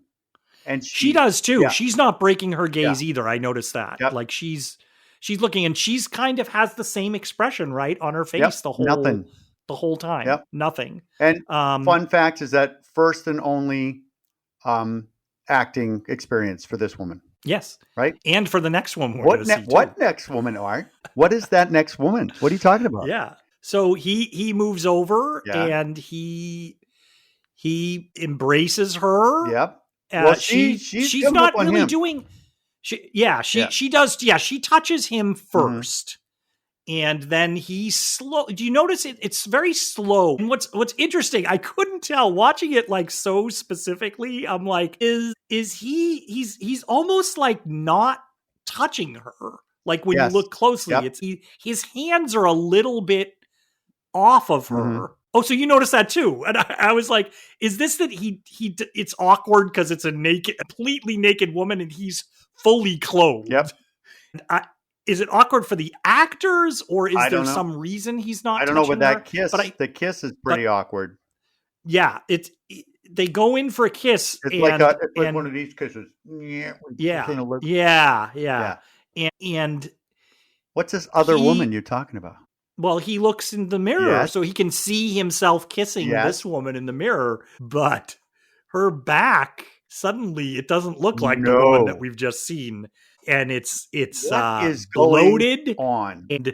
And he looks and she pulls away and she is like a cronish. She's an elderly played by a senior woman who's in fairly good shape, except for, and this is what I don't know what's going on, who this woman is or how she died or what's going on, but she has basically pieces of her body are kind of missing, but have, I don't even know how to describe it, like congealed, like she's almost leprosy, but wet leprosy. I can fill this in a little bit. In the novel, if you ruin this for me, I swear to God, Art. No, but in the novel, Room 237, the idea is that a woman died in the bathtub and they didn't discover her for a long time. Oh. And then when they discovered her at checkout, she was the water. She had been sitting in water for a long time. So if you take that context and think about what you're looking at is like a bloated, semi-decaying corpse, I thought that's been like sitting in water. She come out like a raisin. Yeah. Well, I mean, pruning, like that's the idea from the book. The movie, you're right, never suggests any of that. I think that's cool. Like what's happening. And that woman was terrifying. She was doing this walk coming towards him. She's like, and I was terrified. Well, we talked in some other movies about ghosts and malevolent spirits. I think we talked about in Poltergeist of if this is a ghost, if this is a haunting that Jack is experiencing here, it's clearly loves the idea of it has done this. It's fooled him in this way. Like it is like cackling with glee that this has happened and she's scaring him, right? Like yes, it's really malevolent. Things I want to say, and I say, don't say it, Eric, because then we're going to talk about it. But why are the ghosts terrorizing Jack? That doesn't make sense to me. If they're trying to get him to kill his family, is this just I didn't get why they're tormenting him because in the book they're trying to ingratiate it, like they're trying to get him on. Like in other words, in the book he'll dance with a beautiful woman in the ballroom. Like it's like there's the woman coming out of the tub and kissing him goes along with what you would think of with the books thing, the seduction. But then her changing, but I think what they're doing here, part of it is, I think the woman that came out of the tub and strangled him, that's what Danny experienced when he went in the room. I think Danny, that he didn't see the beautiful woman come out. I think that woman strangled him. And so, so Jack leaves and runs out of the room. Yeah. Yeah. We have this moment where we see Wendy and Jack are arguing, and it's just a horrible, she's really trying to be a nice person, and he's screaming. So it's a horrible scene with mom and dad where he's like, you want me to fucking leave this hotel and just forget everything? And he's like, fucking mind and dump my king. And she's just like, it's a nasty scene to watch, especially being a parent when there's one kid that, the kid has to see the parents just falling apart. Or, and I don't know if you also noticed this, that there seems to be a lot of heartbeat background, like going on a lot. Mm-hmm. So I'm not trying to move us forward, but I just want to point out that scene. And then also Jack is now end of fight with wife scene. So he's going on a tirade again. And this is where the location is confusing. He's in the kitchen tearing shit up, and then he walks out and he's in another hallway. Yeah. Right? Yeah. But it's and he goes back to he the like ballroom. Smashes and the pots, the steel pots and everything go all over the counter. Yeah, and he goes back in the ballroom, but as he's approaching the ballroom now, right? Yeah. There's music, and it's great because he turns a corner and he sees there's balloons. It's suddenly decorated. Yeah. Like what's going on here? And that in the book, those things were happening very gradually throughout. Like I remember in the book, Wendy sort of experiences these things too, is like the elevator door opens one morning and there are balloons in the elevator. Like, we don't see, this kind of sort of happens. Wendy, which we'll get to, goes through seeing all this stuff at the end. Yeah. But this is where we get that music that I can't get out of my head. And everyone who listens to the podcast is going to have to suffer with me. And so he goes in and it's a full, it's either the New Year's Eve party or the 4th of July party. We have to remember it's closed. It's the hotel's closed down in the winter. Right. It wouldn't be the New Year's Eve party. Right. It's the 4th of July party. But there's just it's now it's just there's tons of people. It's going on, and he just walks right up to the bar to talk to Lloyd again. There's Lloyd, and your money is no good here. So yes, does he have a British accent too? Orders from the house. Yes, orders from the house. I like that. The book did that too. Everything was like the house. Oh, really?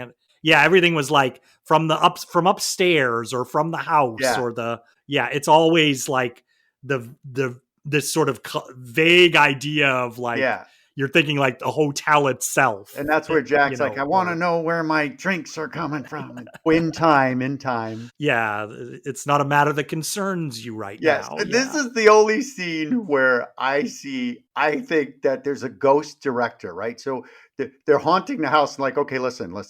What's going to happen here is Jack's going to go up to the bar and the ghosts are going, yes. What the house is telling them this, the ghost house. It's like, okay. And when he gets up, what you need to do is Grady, the butler. Yes, sir. I want you to come up with the drinks, 3 drinks. I want you to deliberately bump into this woman and spill the drinks on Jack. Got it? Yes, sir. And when you watch it like that, it looks completely like a setup. Like, like someone stole your wallet. I'm so sorry, sir. Well, you see Grady, if you're watching it, you're probably like me. He comes from, you see him coming in like to the scene and But he deliberately, it looks like he deliberately bumps into the woman. It's like, oh, I'm so sorry, sir. And what's the drink called? It's I meant to remember, but I was trying to get it. Apricol? Yeah, apricol or something. What the hell is that? I don't know. I didn't look it up. Is it an apricot brandy or something? Apricol. And it stains. We know that. Yes. It has a They have tendency to to go to stain. the world's most elaborate and annoying bathroom. Well, because what's funny is that was not the bathroom from 1907 or 1930 whatever, where they were. No. This is the bathroom now in the right, because we'll point out that the party is people are dressed either like they're in costumes or they're dressed. The butler's he looks like a butler. Yeah, but they're dressed. It looks like the 30s or the late 20s or something like that. Yeah, he bumps into a flapper. That era. Yeah. And they go into the bathroom to clean up his thing, and it's this red, very distinct bathroom. Oh my gosh. How many urinals are there? 30? What? It's like this sinks. Well, I will say, Eric, didn't he say at the beginning, Ullman said that we can have 300 to 400 people in this room, which to me did not look correct. That you could have that many people. Well, when you look at the picture at the end of the movie, you can. No, but that picture isn't that ballroom. What are you talking about? Yeah. Oh shit. No, the actual picture. But I was like, I'm with you, and I'm like, if you really could fit 400 people, that bathroom would be what you would need to accommodate. Well, he did say 300 to 400. Yeah, but they're in the bathroom. So. Here's what I like to with a filmmaker knows what they're doing is I noticed for some reason that Jack Nicholson put his hand on the back of Grady, the butler, and got goop on his back of his jacket. And it was on there in the bathroom scene. It was there. So they took the care. They took the care to keep it on there. Yes. Because you're like, all right, you did that, so we're going to keep it. We're not going to take it off. And what I noticed, Eric, in this bathroom scene is what Stanley Kubrick does a couple of times is a no-no that you don't do in filmmaking a lot is he breaks the 180 plane a couple of times. So, yes. Oh, do you want to explain to all the morons, including myself? Well, the 180 plane is the idea that you're filming something. If you're filming two people having a conversation and you're filming them, so you imagine each of them is on each side of the screen, right?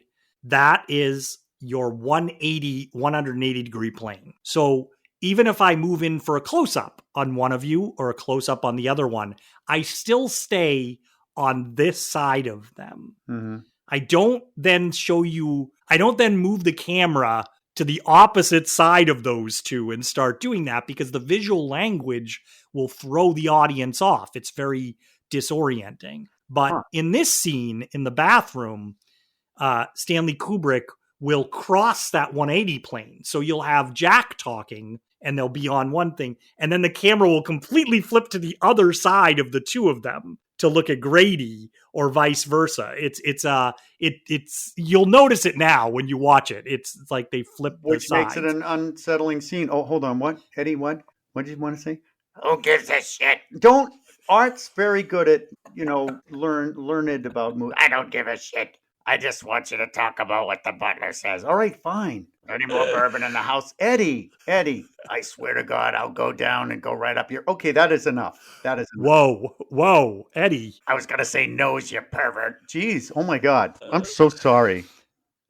Well, you can't help it. Having an attack. So Grady, what I love about this Jack Nicholson's performance is he's like so over the top, but yet not. He's like, hey, wait a minute, Grady. Like I know you, Grady. You're the caretaker. It reminds me of It's a Wonderful Life. You killed your family. You did. No, that's not It's a Wonderful Life. It's The Ref. I'm referring to a movie. I love The Ref where there's a drunk Santa Claus. He's like, wait a minute, I saw a gun. I wish he had done it like that.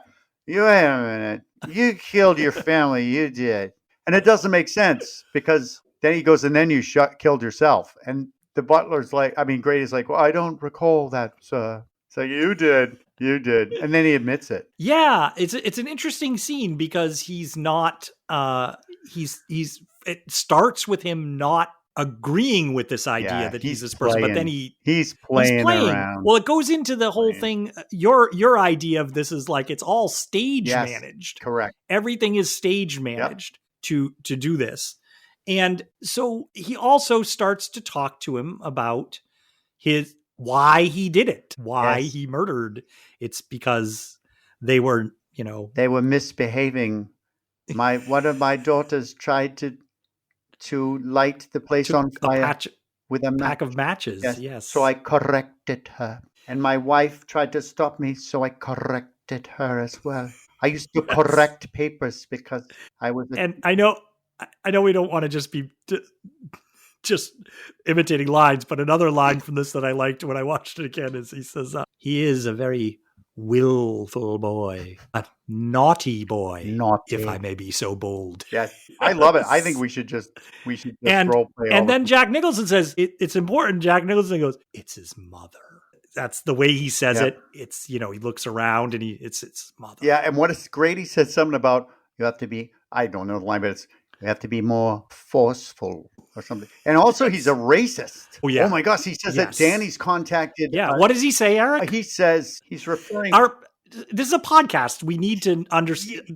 For us to clearly discuss it, you're going to need to. Holleran's in Florida, and he's being contacted by Donnie, and Danny, and Donnie. Yeah, Grady's he's full of Oh yeah, it's like the kind of racism that just slides out like it. There's no, and then Jack Nicholson says it too. Back, says it.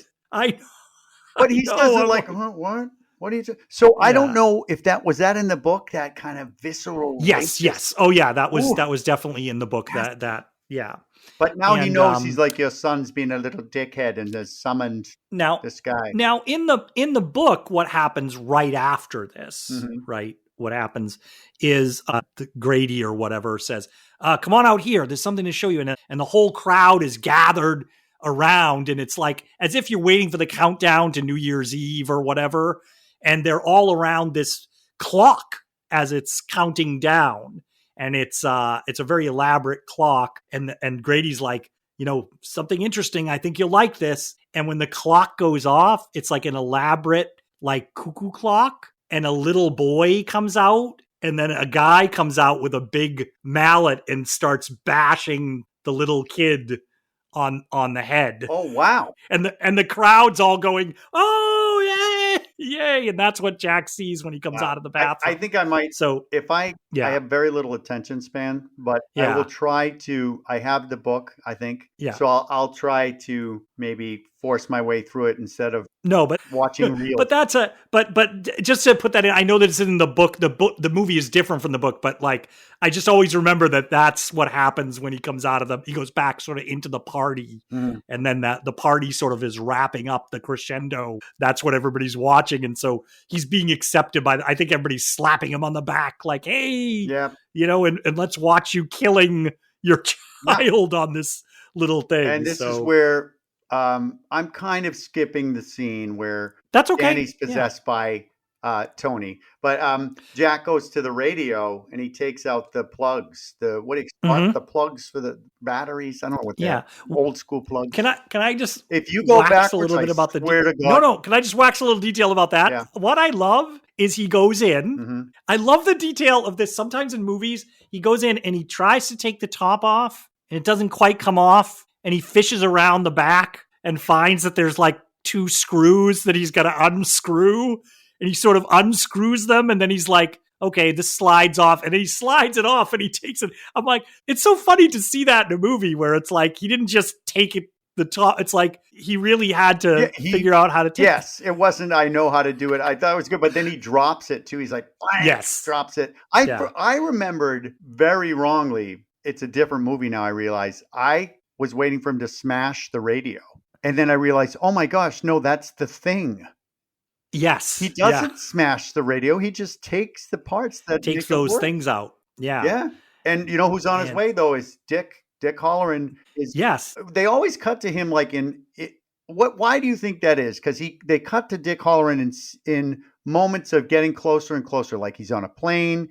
He's calling. He's like, hey, I can't get anybody up there. And they're saying it's the weather. Why do you think that is? Is that to build tension? Is he going to get there in time? It's to build tension. We want to feel that he's coming. And also we want to, what the movie's trying to do is it's trying to make us feel like we just need to, Dick just needs to get there to help this situation. But that's what the movie's, right? That's what the movie's setting us up to feel. Right. Yes, is that Dick's going to get there? Yes, Dick's going to get there, and I am re-engaging with you. I am hearing what you're saying, that's from the movie and it is not a dirty joke. No. Right?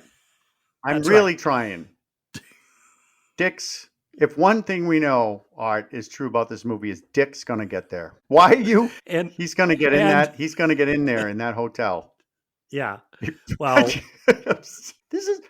I know. It's right there. I know. It's hard. It's right there. It's right there. Because, I mean, Dick's got to get in the snowcat. And so then it's... Yes. But keep going. We should point out, too, Erik, that at this point now, we've gone from title cards, month, days. Now it's just 4 p.m., 8 a.m. Mm-hmm. We're down to the hours. And you think that's also to build some tension? Yes. It's like the time increments are getting... closer, smaller. So in other words, everything matters. It's the idea of we're counting down to whatever's going to happen. Yes. And for you, do you feel like, yes, that's exactly what we need to see? Or do you feel like, no, we didn't need those title cards? I don't think we needed those title cards. I don't think it's one of it's not structured like you remember Dunkirk? That movie Dunkirk, where it's structured with like you're watching a day play out, an hour play out, a month. We're not really doing that. I don't think you needed those title cards, but I appreciate the structure that he's trying to create. But I don't think the movie would have been that much different without it. I should also say there's a long conversation that Scatman Crothers has with his friend who works, hey, I'm coming up to the Overlook. I'm going to need a snowcat. That guy, the mechanic. That's also gone, by the way, from Stanley Kubrick's cut that he did. Well, what cut did we see then? We saw the regular theatrical cut that was released here in the United States. This was for after it played in the US. Oh. When it was going to be going to the UK and other countries. He did a cut where he sort of shaved some things out. And I told you the doctor earlier, and then this scene. And watching it, you're like, yeah, I guess we don't need to have Halloran's conversation with this guy. Yeah. But I think if you're building the movie, I think sometimes what you're thinking is, well, we got to figure out where is Dick going to get the snowcat? Like, how's he going to get up to the Overlook? And that's what this guy's saying. Oh, I can get you a snowcat. He attempts to drive, and then he has to end up going in a snowcat. But he arranges it here with that guy. Yes. And I should point out a little behind the scenes thing. That actor plays chess, and he brought his chess set to the set, and so important Stanley Kubrick. Listeners. Stanley Kubrick is a big you know all about this. No, but our listeners don't. Go ahead, Art. So Stanley Kubrick stopped everything on a movie, by the way, Erik, that is already tremendously over budget. Yes. It's going on way longer than it ever should have. And he's going to stop everything to play chess with this guy. This is where you can have, I won't say somebody's a genius, but this is where you're like, sometimes your lack of whatever it is makes you a genius in the sense like, this is a great film, but the torment and the time that had to go through this film is people like Slim Pickens is like, no, I'm never working with that guy again. I can't stand that guy. But what's interesting is he didn't really work with people again, when you notice. No, because who would be like 100% yes, I'm back. I think one person, no. Well, I think, to be honest, Cruise and Kidman on Eyes Wide Shut, they seem to have had like when they talk about it, because Nicole Kidman was interviewed, I remember once, and they were like, oh my God, that shoot went on forever. The Eyes Wide Shut for years, like it usually does. Well, the reason why they're like, was it so stressful? Was it so horrible? Like Shelley Duvall's experience, and Nicole Kidman was like, I don't know. It's like we had, we had a new kid, and we had a nice trailer next to the sound stage, and we just in England, and we just would go to work every day and do the movie. Yeah, because Art, they believe that there's an alien race that they need to give all their money to. That's true. So I'm saying there's a little bit of we have to have a little understanding here. They're like, no, Stanley's great, and also I'm waiting for the mothership so I can make a deposit. You know what I mean? It's a little. So Wendy's looking for Jack with the baseball bat. Yes. Because she's scared. Yeah. Yeah, she comes in and Jack's, we've seen Jack at some point in the movie. We saw that Jack did get some writing inspiration because we've seen him typing. This is the scene. Little clips of, I know, but we've seen him throughout the movie. I want to lay out typing. Right? Yeah. He's doing some typing. He's got almost a whole novel. So he's writing. Yes, It's almost he's writing as long the as our book. podcasts. He's got a Yes, stack of. right. Yeah, so he's not there though, so she gets to take a sneak peek. Well, she looks at the typewriter first, and it's all the same phrase. Yes, it says we are out of milk and eggs. Was it? Is that what it says? All work and no play makes Jack a dull boy. Yes. Typed over and over and over again. I'm going to give you one. I'm just giving you one, Art. And What? because it's done in different languages, what does it say in another language on the paper? I don't know. Holy shit. Wow. No, I know that it's been done in a bunch of languages. Yeah, they don't have that. It says something else. They say different phrases. It's not the eggs and milk, but it's because there are different phrases that are similar or phrases that you say in other languages. And so they had to type them. Just last fun fact about this one is we're pretty sure that Stanley Kubrick had a person type this and it took 2 months? Yeah, well, that was that was sort of their job. Like 8 hours a day, they'd just be typing. Can you imagine? Pages what are you after doing? pages after pages of this. Something where we're only going to see about 8 pages. No, you see a lot of payoff pages. though. It's the payoff though. It's a great iconic. It works. It is such a terrifying thing when you first see that movie and you realize this is what he's been typing and working on. And it's all different. It's all not this it's time. like paragraphs. It's just down the page. It looks like it's written like some kind of a novel or something. It's all written differently. Same words. And it's that thing.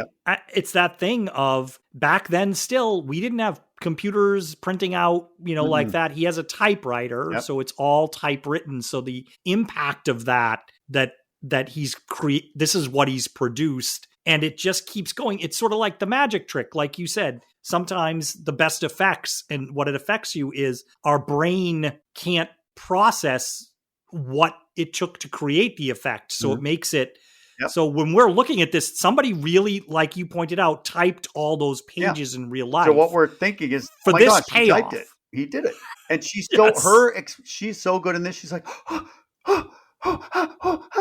and you can tell that she's already upset because I don't know if you noticed this, but her nose is so red, and that's probably because she's been crying and crying because they're like, cut. All right, do it again.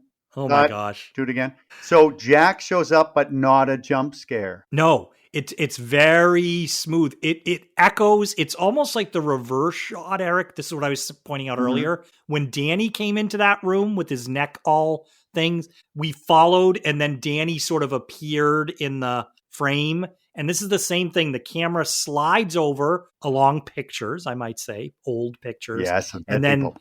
And then he steps into, we see his shoulder, steps into the frame. And then he says, how do you like it? Well, are we doing the scene now? No, we can't. We'll just is there something you wanted to say? Oh, I forgot. It's such a great scene where this scene is trying to show that she's not terrified of her husband and failing miserably, but at the same time, she's like, no, I'm going to go now. This scene, I think, is just a horrifying scene in that she is realizing and coming to terms with the fact he is my husband is going to murder me. He's gone. My child. Yeah. And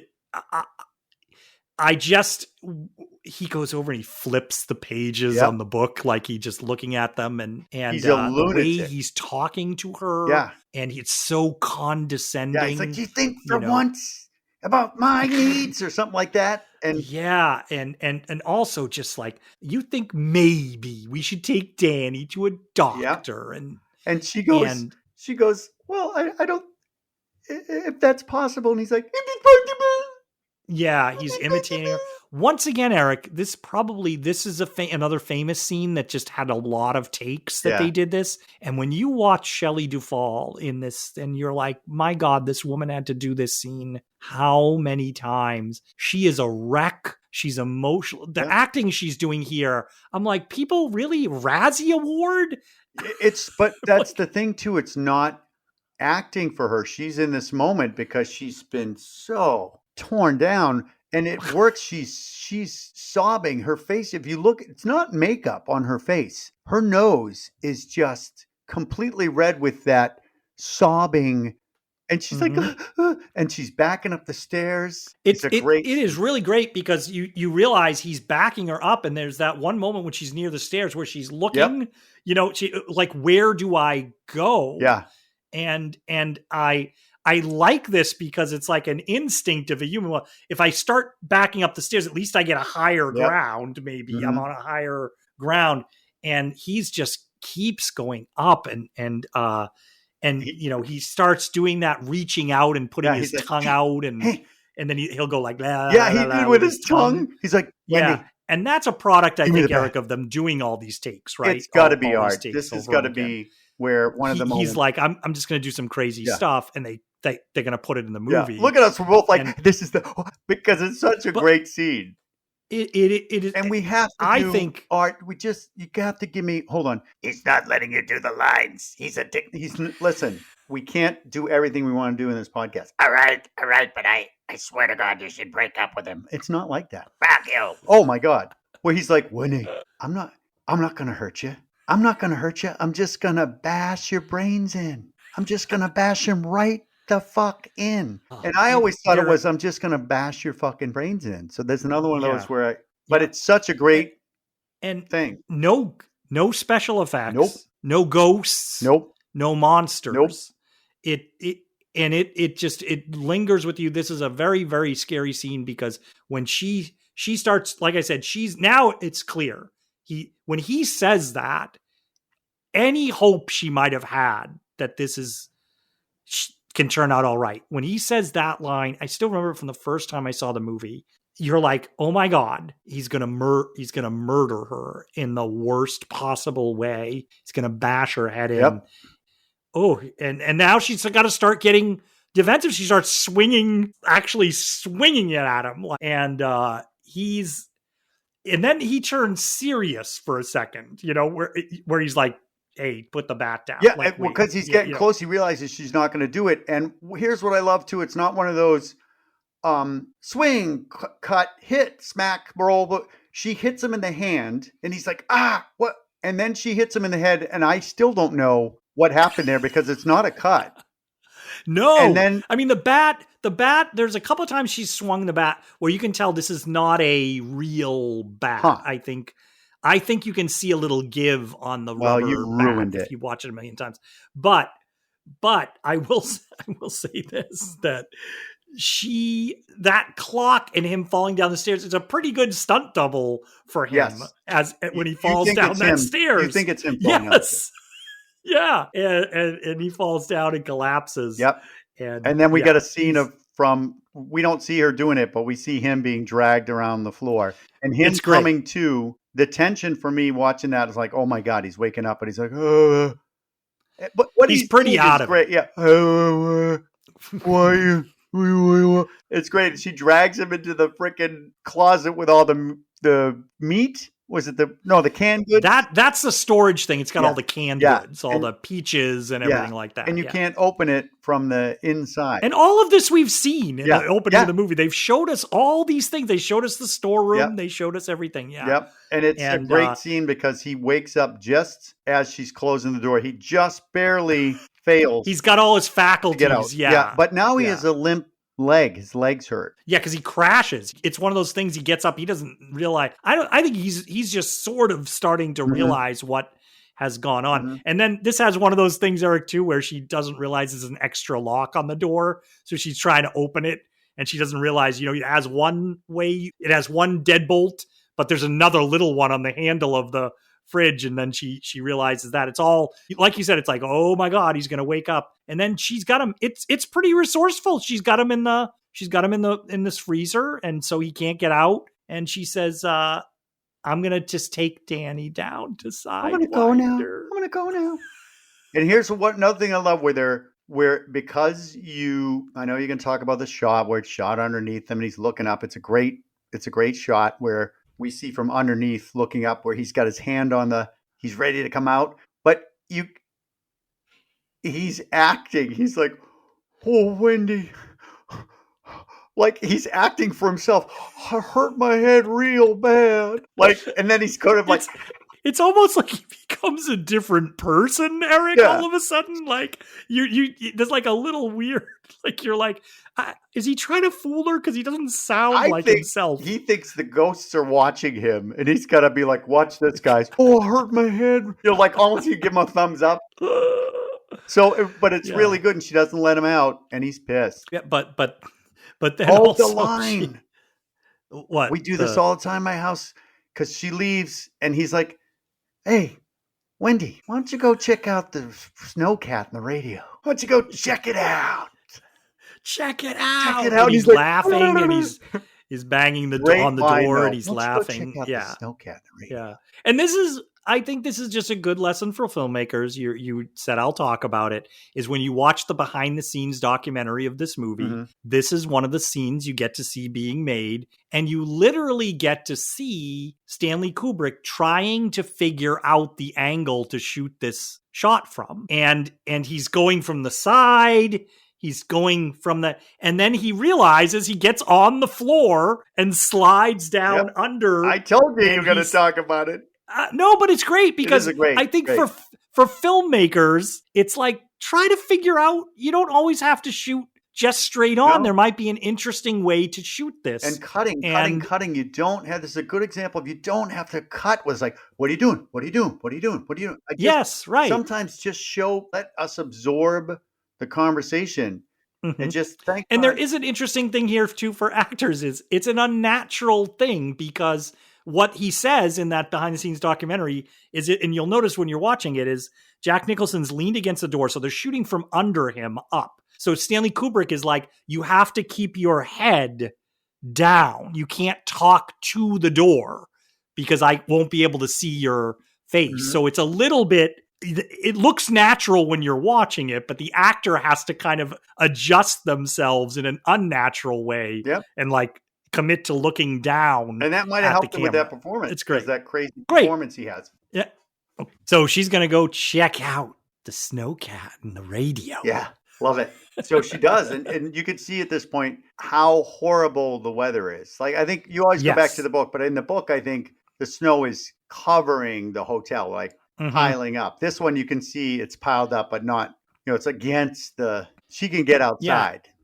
Yeah, but she kind of has to push the door, with the snow, and she goes out. The snow cat, there it is. Yep. He's taken out the cap with it's almost like the spark plugs caps or something. Like they took that out. Clearly, he's damaged it. Yeah, he's damaged the motor on it. And we should say too, this is all being intercut with Halloran, Scatman Crothers is driving, seeing trucks turned over. We're getting the idea, like you said, of the snow and how much snow there is and how dangerous it is out there. And is this now this is the point where, again, with the ghosts I'm talking about, is this fair that a ghost lets him out of the food storage? Is that good point. There's a lot of contention here, because this is the scene where there's obviously people who like to go like,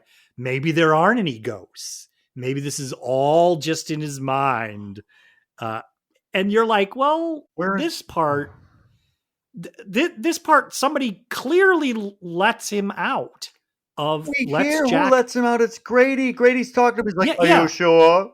I'm doing a different voice for Grady now. Are you sure you're going to do the job? Oh, yeah, I'll do the job. Okay, come on out then. But we don't. He has a lot of great lines. We should say Grady has more great lines in so here. Many great. Where it's like, we think you don't have the belly for it. Yes, the belly. Again, where is he from, Art? Where is this guy from? Did they have did the Overlook Hotel have a worldwide search for the world's greatest server? Is he a server? What's his job? But he's also, he was the caretaker. But he's a waiter now. See, this is a theatrical. But he wasn't the caretaker. We forgot that line when we talked about it. You and yes. I beg to differ. Yes. I beg to differ. You're the caretaker. But it's definitely a theatrical play put on by the ghosts. And if you think of it that way, it's quite a funny film, because they dress up Grady like, no, you're going to be the butler, okay? But I'm the caretaker. No, just look, trust us. Well, now we want you to let him out. it just use these lines. Make sure you say, "We don't think you have the belly." Read like he's got a cue card. We don't think you have the belly. And you pointed out earlier, Shelley Duvall's character, Wendy's resourcefulness. They kind of admire it. They give her a compliment. Yeah, They're they like, do. she's proven to be quite a handful. Yeah, Like, yeah. It's like a backhanded comment. She's not resourceful. She's a handful. Yeah. Like, a woman's face is in the kitchen. Right. Like much more than we expected. We have to be honest. Yeah. Like and all this we stuff. You're like, yes, it's we. Yes. Yeah. And so that I like that because it that goes back to, like I said in the book, with like, you know, the house or on the house or the and I'm going to let you talk about that a little bit too when we get to a point where it makes sense, because you want to talk about what this we is and stuff. It's more in the book. Well, it's more like the hotel is a thing, and the heart of the hotel is the boiler. Mhm. So yeah. but in this, it never. You're like, who's we? A bunch of ghosts? Yeah, Do they do this all the time? Because it only happened Mhm. once with a caretaker. Yeah. Well, I think both the book and the movie are the movie. If we want to talk about the movie, here's what I We're think. going to talk about the movie. Are we going to eventually We'll talk about the movie 3 hours eventually. into this? Yeah. Yeah. So, but let's move on. Actually. All right, fine, Let's move on. keep going. All right. Keep going. So we hear the door open Yeah. to the storage room. So Jack can get out now of the storage room. Yep. Meanwhile, upstairs, Danny is going to talk to Tony. Now, we haven't mentioned this yet. Danny at this point is kind of checked out, and Tony has taken over. Yes. And so Danny is now, he doesn't have to move his finger. No. He's just talking, which I hope this doesn't happen with you and Eddie on this podcast, where I suddenly have to finish the podcast with Eddie. There is no Erik, only Eddie. Oh, sorry, what? No, it wouldn't happen, Art. Yeah, I don't know what you're talking about. So yeah, we haven't mentioned yet. So Danny is actually not around right now. It's Danny's talking with Tony's voice. Mhm.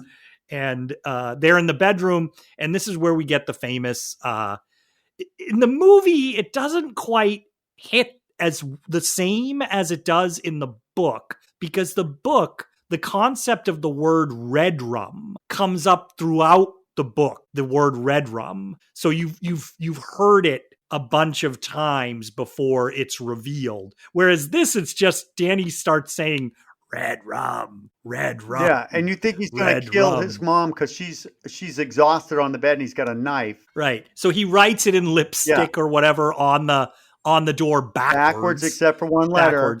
Except for one letter. And and then he just starts saying REDRUM, and he's got the knife. Yeah. So if you weren't familiar with the story and you're just watching this the first time, you'd be like, oh my God, this is terrifying. What's he going to do? Is he going to kill the mother? And when she wakes up, a lot happens here right away. She wakes up, she looks in the mirror, and she sees that REDRUM spells murder in a mirror. And so then also right at this moment, Jack is going to be outside. Yeah. And this is where Danny snaps out of it because his voice changes. He goes, REDRUM. And it's his regular voice. It starts to be more like Danny's voice. Yes. Yeah. And here's what I didn't know about what I keep those things you think you remember about a movie or an incident. And you go, oh, no, wait. He breaks through 2 doors with an axe. Like he's coming after him. He's got an axe. And the first one, he says, honey, I'm home. And I was like, what? Wait a minute. Yeah. So there's an iconic scene where he breaks through and says, here's Johnny. But the first door he breaks through, he says, honey, I'm home. And I thought...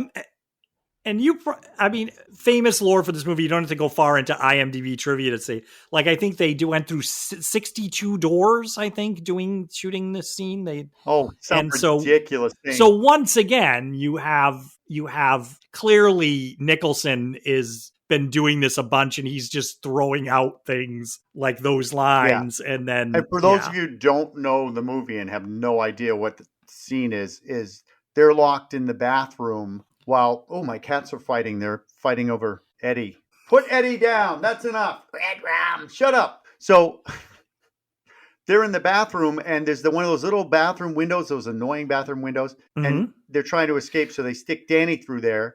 Wendy does, and he slides down, which I love this scene. I keep thinking he must have had fun with that. He slides down the snowbank, but she can't fit through. No, she tries everything, and she can't get through there. So now he's breaking through the door 60 times. Yeah, now he's at the bathroom door, breaking with the axe. Yep. It's a very visceral idea, that axe, and I think he's getting through. You're seeing her inside. The door is breaking, and she's screaming with every hit of the axe. Oh my gosh! Iconic scene, because she's right up against the door, and she's got a knife, and she's just going, and that wasn't in the script. I'm sure you know. Here's Johnny was not in the script. No. Stanley's like, yep, that's it. That's the one. And probably Jack Nicholson went, really? That's the take you're going to use? Here's Johnny. But now that lives on, I think. It does. American Film Institute, top 100 quotes from movies. It's up there. Yes, and you've seen this before because you spent a lot of time in Salem. Halloween in Salem is incredible. And every year there is some Shining costume. And another one that people are doing is they're walking around with a piece of door strapped to themselves and an axe, and they get their head stuck through. I just love that this movie still, and people know what it is. Like, oh, that's Jack Nicholson breaking through. Yeah, and I have to say, this is the other one where you go, really? People didn't like her performance? Like, she is so terrified, and I watch this movie, and I see in Shelley Duvall's face that she is somebody who thinks she's about to die, right? Yeah. Erik, I mean, when that axe starts coming through and the way she's screaming and looking at it, you're like, oh my God, I'm going to get axe murdered. Yeah. Like, it's a human being. It does not feel like just a performance. It feels like I'm a human being that is about to get killed by an axe. And the way it's shot with that axe coming through the door, it still works. It's still visceral. But she's still pretty resourceful. Yep. He sticks his hand in, he gets enough of the door, and she cuts him with the knife. Yep. And I like about this horror movie is that it's not like, here's the knife, here's the hand, it goes through the hand. She just does what you would think a panicked person would do. Is like, she just, and he gets cut. And then, and it looks like it hurts. It does. He's not a Jason or Michael Myers. Nope. He goes, the way he reacts, it's like he's a human being. This is a good point for me to point out, a good time for me to point out that Jack fails miserably at his task. His simple task to kill two people, he fails miserably. Yes. He just sucks at being possessed by these ghosts. He stinks. Well, he's not possessed by them as much as he's trying to do their duty. But you're right. And that is a big running through this last section that we're going through here, the climax in the book. What you mentioned is a big part of it. He knows he's fucking up in the book. He knows he's not doing it well. Yes, and they talk about it in the series as well.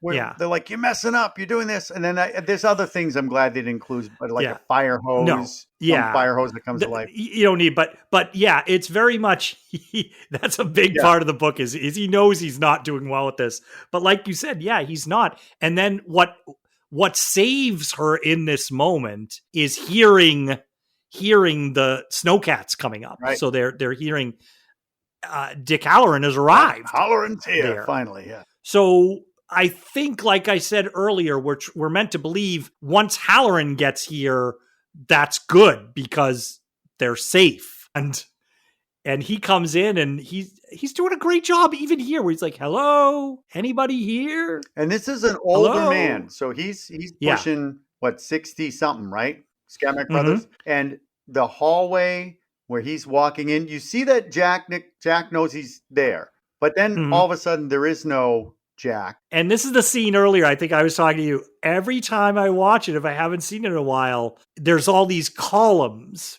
in the room that you have to walk past. And I know because I've seen the movie, Jack's coming out from behind one of those columns to get him. And I always think it's going to be the one before the last. For some reason, I always think it's going to be earlier. And he goes by each column, and I think that's the one. No, that's that's the one. Oh no, that's the one. Does that happen to you? Yes. I just always, I know that Jack is coming out with the axe. I forget where, and I'm waiting for it. And in my mind somehow I'm like, Dick, just back up, dude. Just go back to the kitchen, grab some pots and pans, and come back with him, because Jack would fail miserably if you had anything to defend yourself with. Mm-hmm. And here's what I like about this scene too: is one, it's the jump scare. But two, you can tell that Jack is not a professional murderer, because he doesn't know what he's doing. And he just comes out from the screaming, which you don't do if he's like, ah, and just plants one in his chest, not in his head. He just went for the biggest part of his body and killed him with the axe. And it is horrific, right in the heart area. Yeah. So it's like right in there, and it just sinks right into the chest. And when he does this, it's just, when he comes out, they do a big music sting. When he comes out, he screams. And then also we know that Danny's hiding in a cabinet. He's pretty resourceful. Danny hid in that little cabinet in the kitchen hallway, which is very close by. And Danny screams. I think we're supposed to think they're connected in some way. They are. Yeah, they absolutely. With The Shining. Yeah.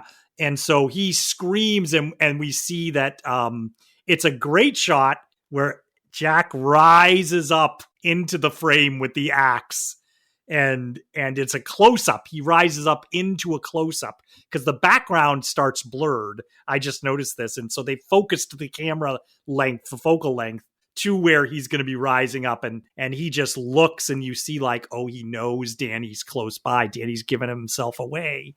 And now we're going to start the chase. And just so you know, right now, Art, there's a nor'easter going on behind me, and now when you said there's a chase, the windows are rattling.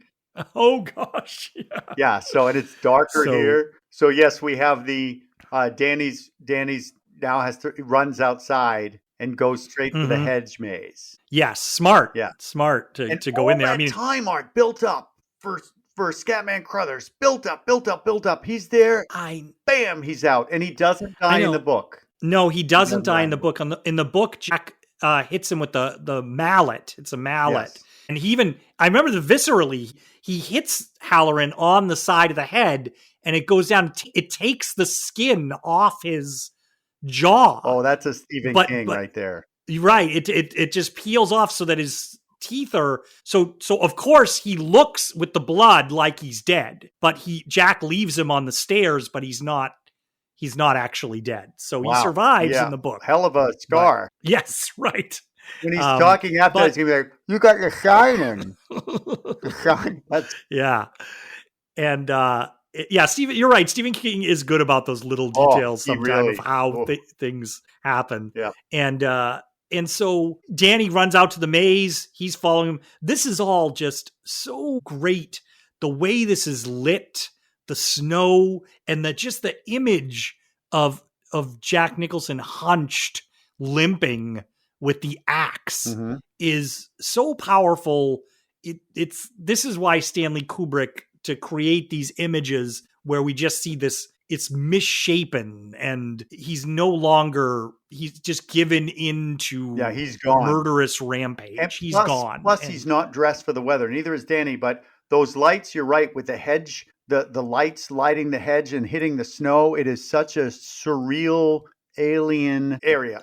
It's just, the landscape is amazing. That set is amazing. So I'm glad they didn't use the attacking topiary. Right. This and it's the idea of, obviously thematically, we're entering the maze where there could be no way out. And that's where we're at now. Meanwhile, in the hotel, Wendy is going to have her experiences in the hotel. So she's going around, and she's got the knife, and it's just her hand is just shaking with that knife in it. And she's going around, and she's going up the stairs. I think this was one for Shelley Duvall. It's a long take of her going up that stairwell. And that was one of the ones like the Scatman Crothers for her, where they did that take so many times of her going up the stairs with that knife. This is interesting to me because I had this experience once, just so you know. I did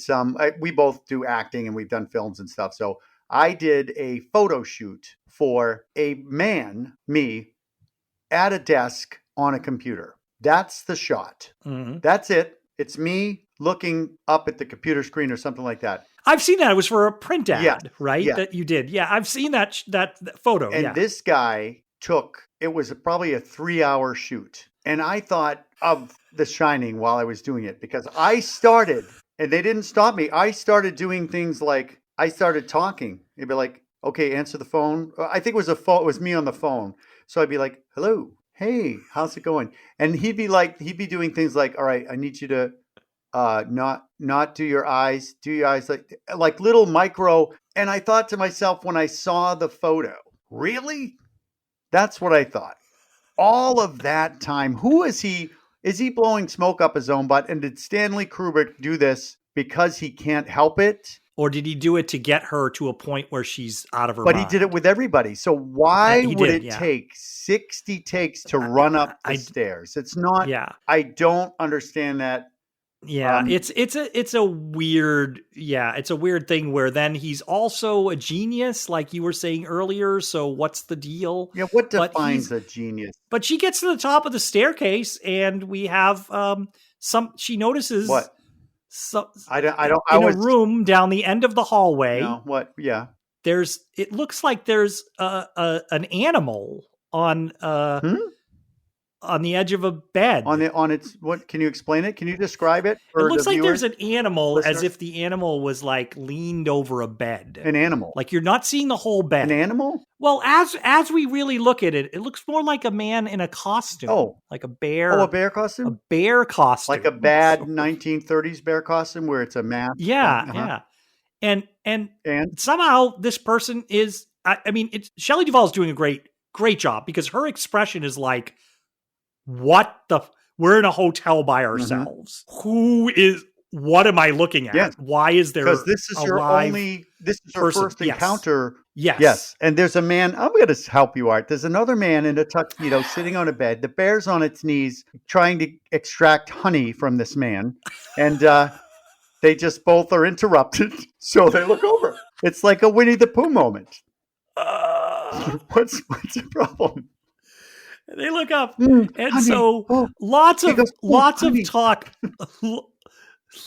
talk of The Shining always is like, who the hell are these people? What's going on? But we get the idea. These are things happen in hotel rooms, Eric. Yes, but they leave a trace. The fact that I don't want The Shining. Actually, I don't want to be able to see the things that happen. You go into your hotel room at Universal Studios and you're like, oh crap. Oh, damn it. Can you? Oh. I don't want to.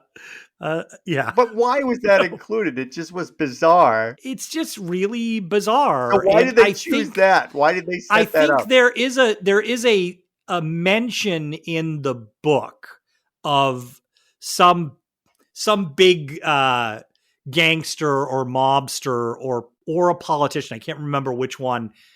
Was gay and would travel with a gay companion that sort of everybody knew. It was like that thing of like, they're not out because they can't be at that time period. And I think at the big costumed ball soiree that his companion dressed as like this lion, and it was very fey, like yes, it is type of a thing to include this because what are the ghosts saying? We just want to make her go, what's going on? Or the ghost saying, no, this was one of the bad things that happened at the hotel. Because it's basically a furry convention. That's what it was. They're just furries. They're having a good time. Leave them alone. If everything she started seeing were just... Can you imagine? Furries. All of a sudden, she's at like PAX East in Boston. There's all these like robots going, "Hey, hello, welcome to the party." It's like cosplay. Yes. So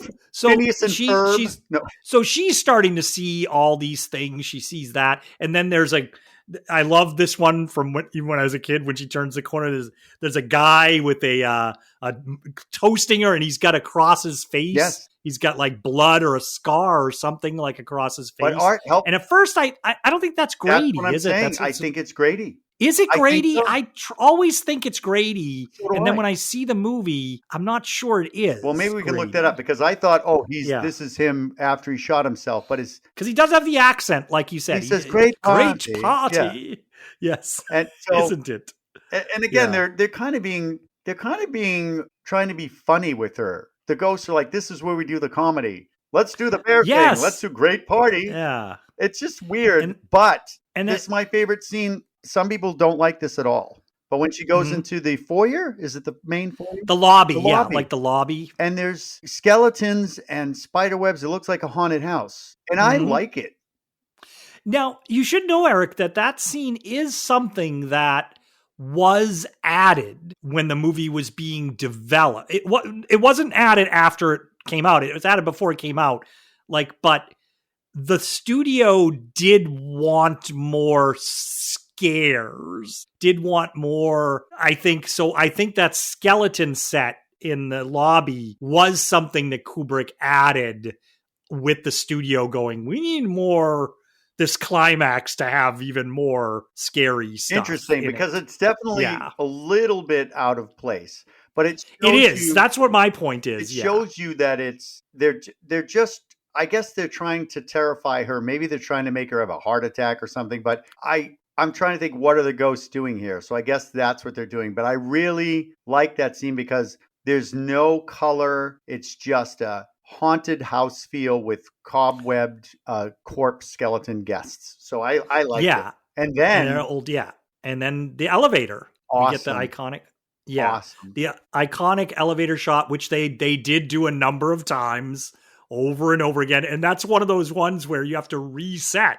I mean, you can't just roll again. Mhm. They had to mop up. When you see the behind the scenes documentary, right? Don't you see them squeegeeing up all the blood to do in between the takes and reset everything? And But what a shot. yeah. And I'm sure you know that this was in the trailer and they couldn't show blood in the trailer. So they said, oh, it's not blood. yeah, because they basically lied. And yeah. they believed them That's like, it. oh, it's not blood. No. I forget what they said. Strawberry jam, something. Now, there may be people listening to this that aren't as old as this was literally the trailer. There was nothing else in the trailer. Right. They showed an elevator, and actually, they just at the trailer start. I love it. It's just the elevator, and the whole credits go The Shining, coming from Stanley Kubrick, Jack Nicholson, Mhm. Shelley Duvall, and then Scatman Crothers or whatever, based on the Stephen King book. And it's just, you're just looking at an elevator the whole time. And then after that's all done is when it starts, the elevator Yes. starts to open. It barely opens. Blood is pouring out. It's knocking. It's all in slow-mo. It's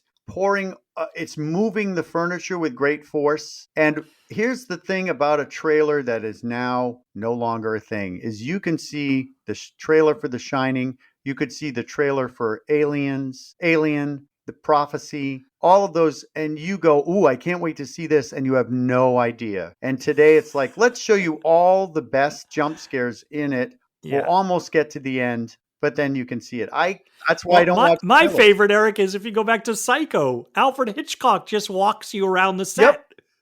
Yep. He just goes, here's where it happened. Here's where And it's it's just so sort of much better walking. that you don't, like with, which was disappointing, but Beetlejuice. Don't say it 3 times. All right, shut up. Sorry, that was Eddie. I didn't want to hear anything about the movie. So I knew it was coming. I avoided every trailer. And so I went in fresh. Disappointed, but that's what I try to do now. If there's a movie I think is going to be good, I'll watch a piece of the trailer. And if it starts to give me too much information, I shut it down. Mhm. So, but this is an iconic scene. It's a fantastic scene with all that blood gushing out. Mhm. Love it. Yeah.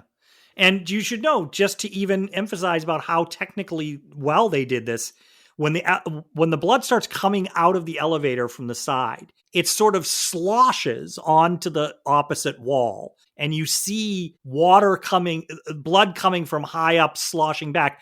There were people on the side throwing through a slot throwing and timing the blood so they could get the extra blood. So that effect, when it's coming up the wall and sloshing over, is actually people throwing blood from off stage to time. That is awesome. But it's a great scene.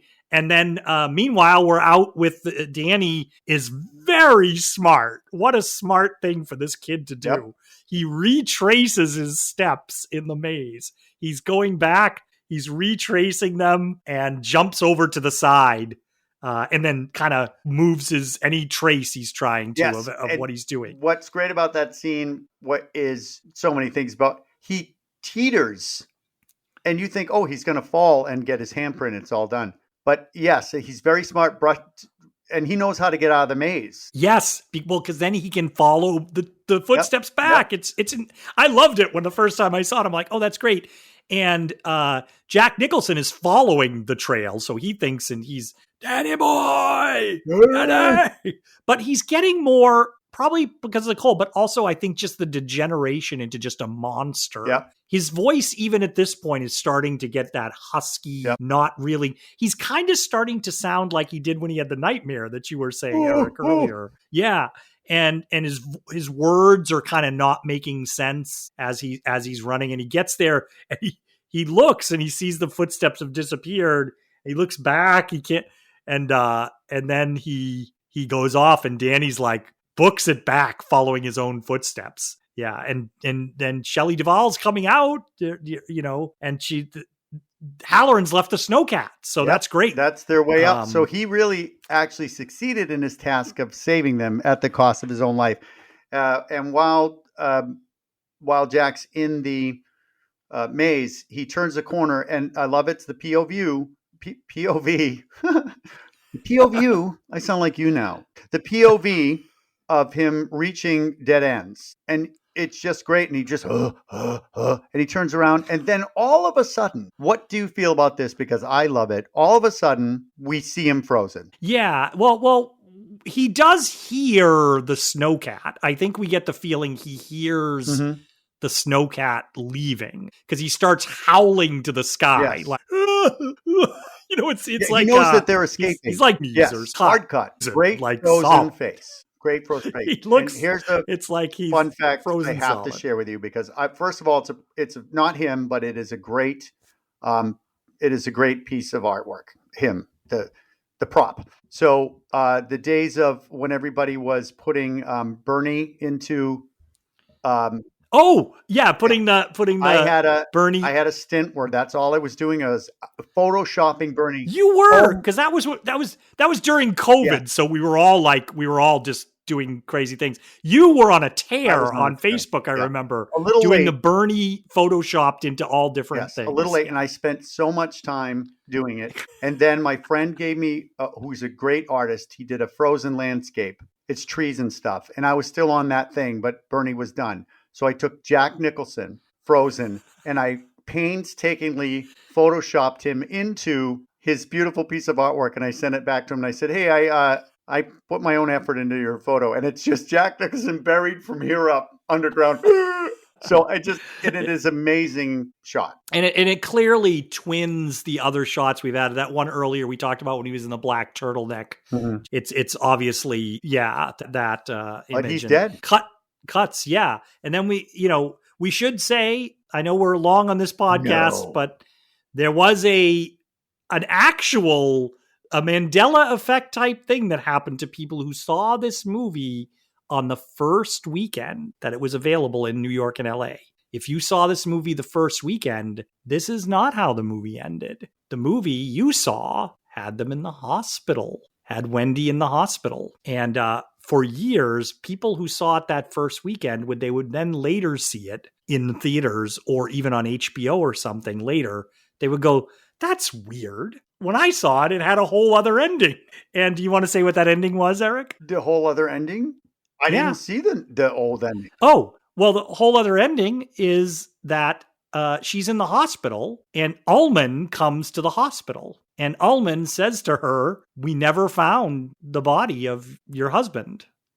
They're still searching. They haven't found the body of your husband." Oh. And then Ullman goes out in the waiting area of the hospital, and Danny is playing out there. And Ullman turns around before he leaves, and he says, "Oh, I think you forgot this at the hotel." And he bounces the tennis ball over to Danny. Oh, yeah. I'm kind of glad. That's like a Friday the 13th thing. It's like, did Now- you find the boy? He's still in the water. He's still in the water. So here's the story before that, Eric. That footage, nobody has ever recovered. Kubrick destroyed it. So it's a fascinating story. No, here's what happened. There are stills. If you go on and look it up after this podcast, there are stills from the movie and continuity shots from Polaroids of it. You can see Wendy in the hospital bed. You can see all of that. However, that's not the ending. So, but Kubrick said he was watching it. He didn't like it. You know, you just went like, I don't like that ending. I think Kubrick did too. And so the movie was out in just LA and New York. I think they were just like a couple of theaters. And he said, nope, we're cutting that out. And he sent the cinematographer and the editor, literally they flew on a plane to each theater and cut the film and spliced it, cut that scene out, spliced the film together. And on each of those theaters. So for a long time, you know, we have the Mandela effect where people go, I don't remember that. There were these people who were like, I swear I saw a different ending on this movie. And when even VHS and all these things came out, there was never any deleted scene. And it turns out Stanley Kubrick, and he destroyed those strips, like that doesn't exist anymore, apparently. And so, because I think he didn't ever want anybody to see it. I love that. But the actors have confirmed it. The actors confirmed that it was shot and everything. But what we see now is it cuts into the hotel, and it's a long, steady cam shot. Very long. And you're hearing that. Yep. And it dollies into the photograph, which is July 4th ball. Yep. And we get in closer and closer, and we realize Jack Nicholson was there the whole time. Because what's the year on the photo? Is it 1920 something, I think, or 1907? I'm not one of those guys. But you know who would be? Is me. No, you, yes. And James from Nightmare Gallery. He owns Nightmare Gallery in Salem. Oh. He photoshopped his face into that. And his husband is one of the party goers with a not so that face isn't as perfect, but like, oh wow, James, you really did it. But he put his face. So people sometimes take that photo and they put their face in it. And last little behind the scenes thing, Stanley Kubrick, they found that photo like in their research, and they wanted to recreate that photo to have it in the thing. But he after a little bit of thinking about that, he said, let's see if we can do this. Like, when we just use this actual photo, that's an actual photo that they then just put Jack Nicholson's face on. And only recently, Eric, they finally discovered who that man is that was at the center of the photo. I think only recently, only within the last like month, they've tracked down who that person was. I know who it was. Who? Bernie Sanders. No, am I wrong? So, Eric, I know we've got a long time talking about The Shining here, but I do want to wrap up just a little bit of discussion here. What do you think is going on? What is your headcanon about this idea that Jack has always been at the hotel, or the caretakers always do things and murder people? Or how do you feel like it plays out? What are you thinking? Okay. Right. Well, first, did you see Space Odyssey? 2001: A Space Odyssey? I did. Okay. So when you watch that movie, if you try to think of what's happening, you're it's very clear. Yeah, your brain shuts off. So for me, yes, this is just a Stanley Kubrick moment where he's just like, hey, what if Jack Nicholson was in that photo? Oh, that's all I think it is, because in the novel, that's not happening. Yeah. So I think we should say in the novel, the hotel blows up. Yes. In the novel. Yes, and Jack does it. Yeah. He actually overcomes. Yes. He does. So for me, he smashes his own face in with the mallet. I think, Yeah, to sort of he's about to kill Danny, Yes. and the part of him that's still deep down inside decides he's not a bad person, and he's going to. And for you listeners, thank you for coming this far with us. But if you want to know more about the differences between the movie and the book, too bad, right, Eddie? Right, That's right. Screw him. That's right. Screw him. I need a drink. So I think that was just, there's no reason for it. He wants you to just go, what about that? Because really it doesn't make any sense. And there is no tie-in to what it is. And if the hotel is still there, it didn't happen to other caretakers, one other caretaker. So he hasn't always been the caretaker. So I just don't, I'm like, oh, cool. That's all I do. I go, cool. Actually, I don't even watch the ending of that because I don't want to wait that long to zoom into the photo. I'm done when they go in. At this point, when you watch, you're like, "Oh, there it is." Like, as soon as I see frozen, I'm done. Done. And I think we're done with the whole. Oh my gosh! Yes, this is our longest podcast, and we didn't even go scene to scene. It's just so much. There's so much to talk about for a movie that not a lot happens in. It doesn't. It's weird. Like I said, so I'll just wrap up very quickly. I think everybody knows where everybody knows what we do. Do we even have to wrap up? It's a great movie. I am, from an artistic standpoint, I'm fascinated with how it's recovered over the years. It's looked at as a horror classic when it just was birthed into the world with horrible reviews and people kind of scoffing at it. It's fascinating to me.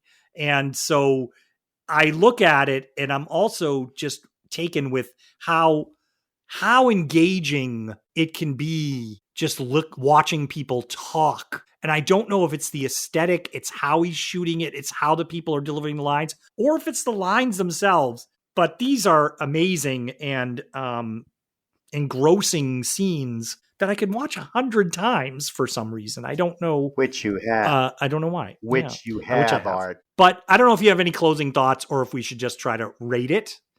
I think the closing thoughts is it's great. And for mentioning my wife again, because I have to. No, I do. She doesn't like horror movies very much, but she'll watch them. She loves The Shining. Okay. And if you want to go down a little bit further with The Shining, I say it's worth a watch, is the sequel to The Shining, which is a sequel to The Shining movie, not the book. Dr. Sleep. Dr. Sleep. Yeah. It takes the movie. We may talk about that. We movie might. At some point. I like that movie. So I love this movie. Well, I'll say this one thing about Dr. Sleep is to show you how influential this movie is the sequel movie to Stephen King's book that he wrote to kind of get out from under the shadow of Stanley Kubrick's movie could not avoid referencing Stanley Kubrick's movie, and including, I'll say this as far as cultural relevance, Steven Spielberg felt he needed to do The Shining in Ready Player One to sort of recreate that terrain of The Shining in the Overlook Hotel. So it's got a lot of cultural impact, this movie. Yes, great film. Yep. Yeah. So okay. So we want to rate it. Mm-hmm. And I was lax this week and I didn't have the time, Eric, and I didn't think about a rating system because I know we still don't have that for our podcast. Some sort of a, Well, I both of us have a rating suggestion. Yes, that's right. Geez, Eddie, I thought you were going. I was in the bathroom taking a pic. All right, never mind. Just tell us what the rating is. Okay, you sure? Yes. 10 out of 10 animal bushes. Get it? Animal bushes. That's not appropriate. I'm gonna do my own. Okay, fine. Get out of here. Oh, jeez, he just gave me the finger. Wow. No, I did not know that's where Eddie was going. There's so many, but I'm going to just go with 10 out of 10 tennis balls, which I may have done for another. It's a redo, but I think it deserves it. Oh, tennis balls are a big thing back in the early 80s. Poltergeist. 10 out of 10 tennis balls. So I may have to retract that. Yeah. So I'm going to go with 10 out of 10 hatchet wounds. Oh. Oh, shoot. Yeah. That wasn't me talking. That was me. Get out of here. Well, that's that. Now we can use that for a lot of movies. We can actually probably are going to be able to use that for some movies we'll cover. Hatchet wounds or tennis balls. podcast. That's it. Yeah, tennis balls. There we go. And so, Erik, this has been great. Thank you, everybody, for listening. This has been a long one. I hope you've enjoyed our conversation. If you like The Shining, you definitely would have enjoyed this conversation, I think. So join us next week. We're going to be talking about a brand new movie here at Midnight Cinema. You can find us at midnightcinemapod.com. Please rate and review us on any of the podcast apps. It really makes a big difference when we're trying to get the word out. You can comment there and share with us anything you'd like at midnightcinemapod@gmail.com. Let us know any movies you might want to see us review. So, Erik, once again, this has been great. I've had a lot of fun here this week.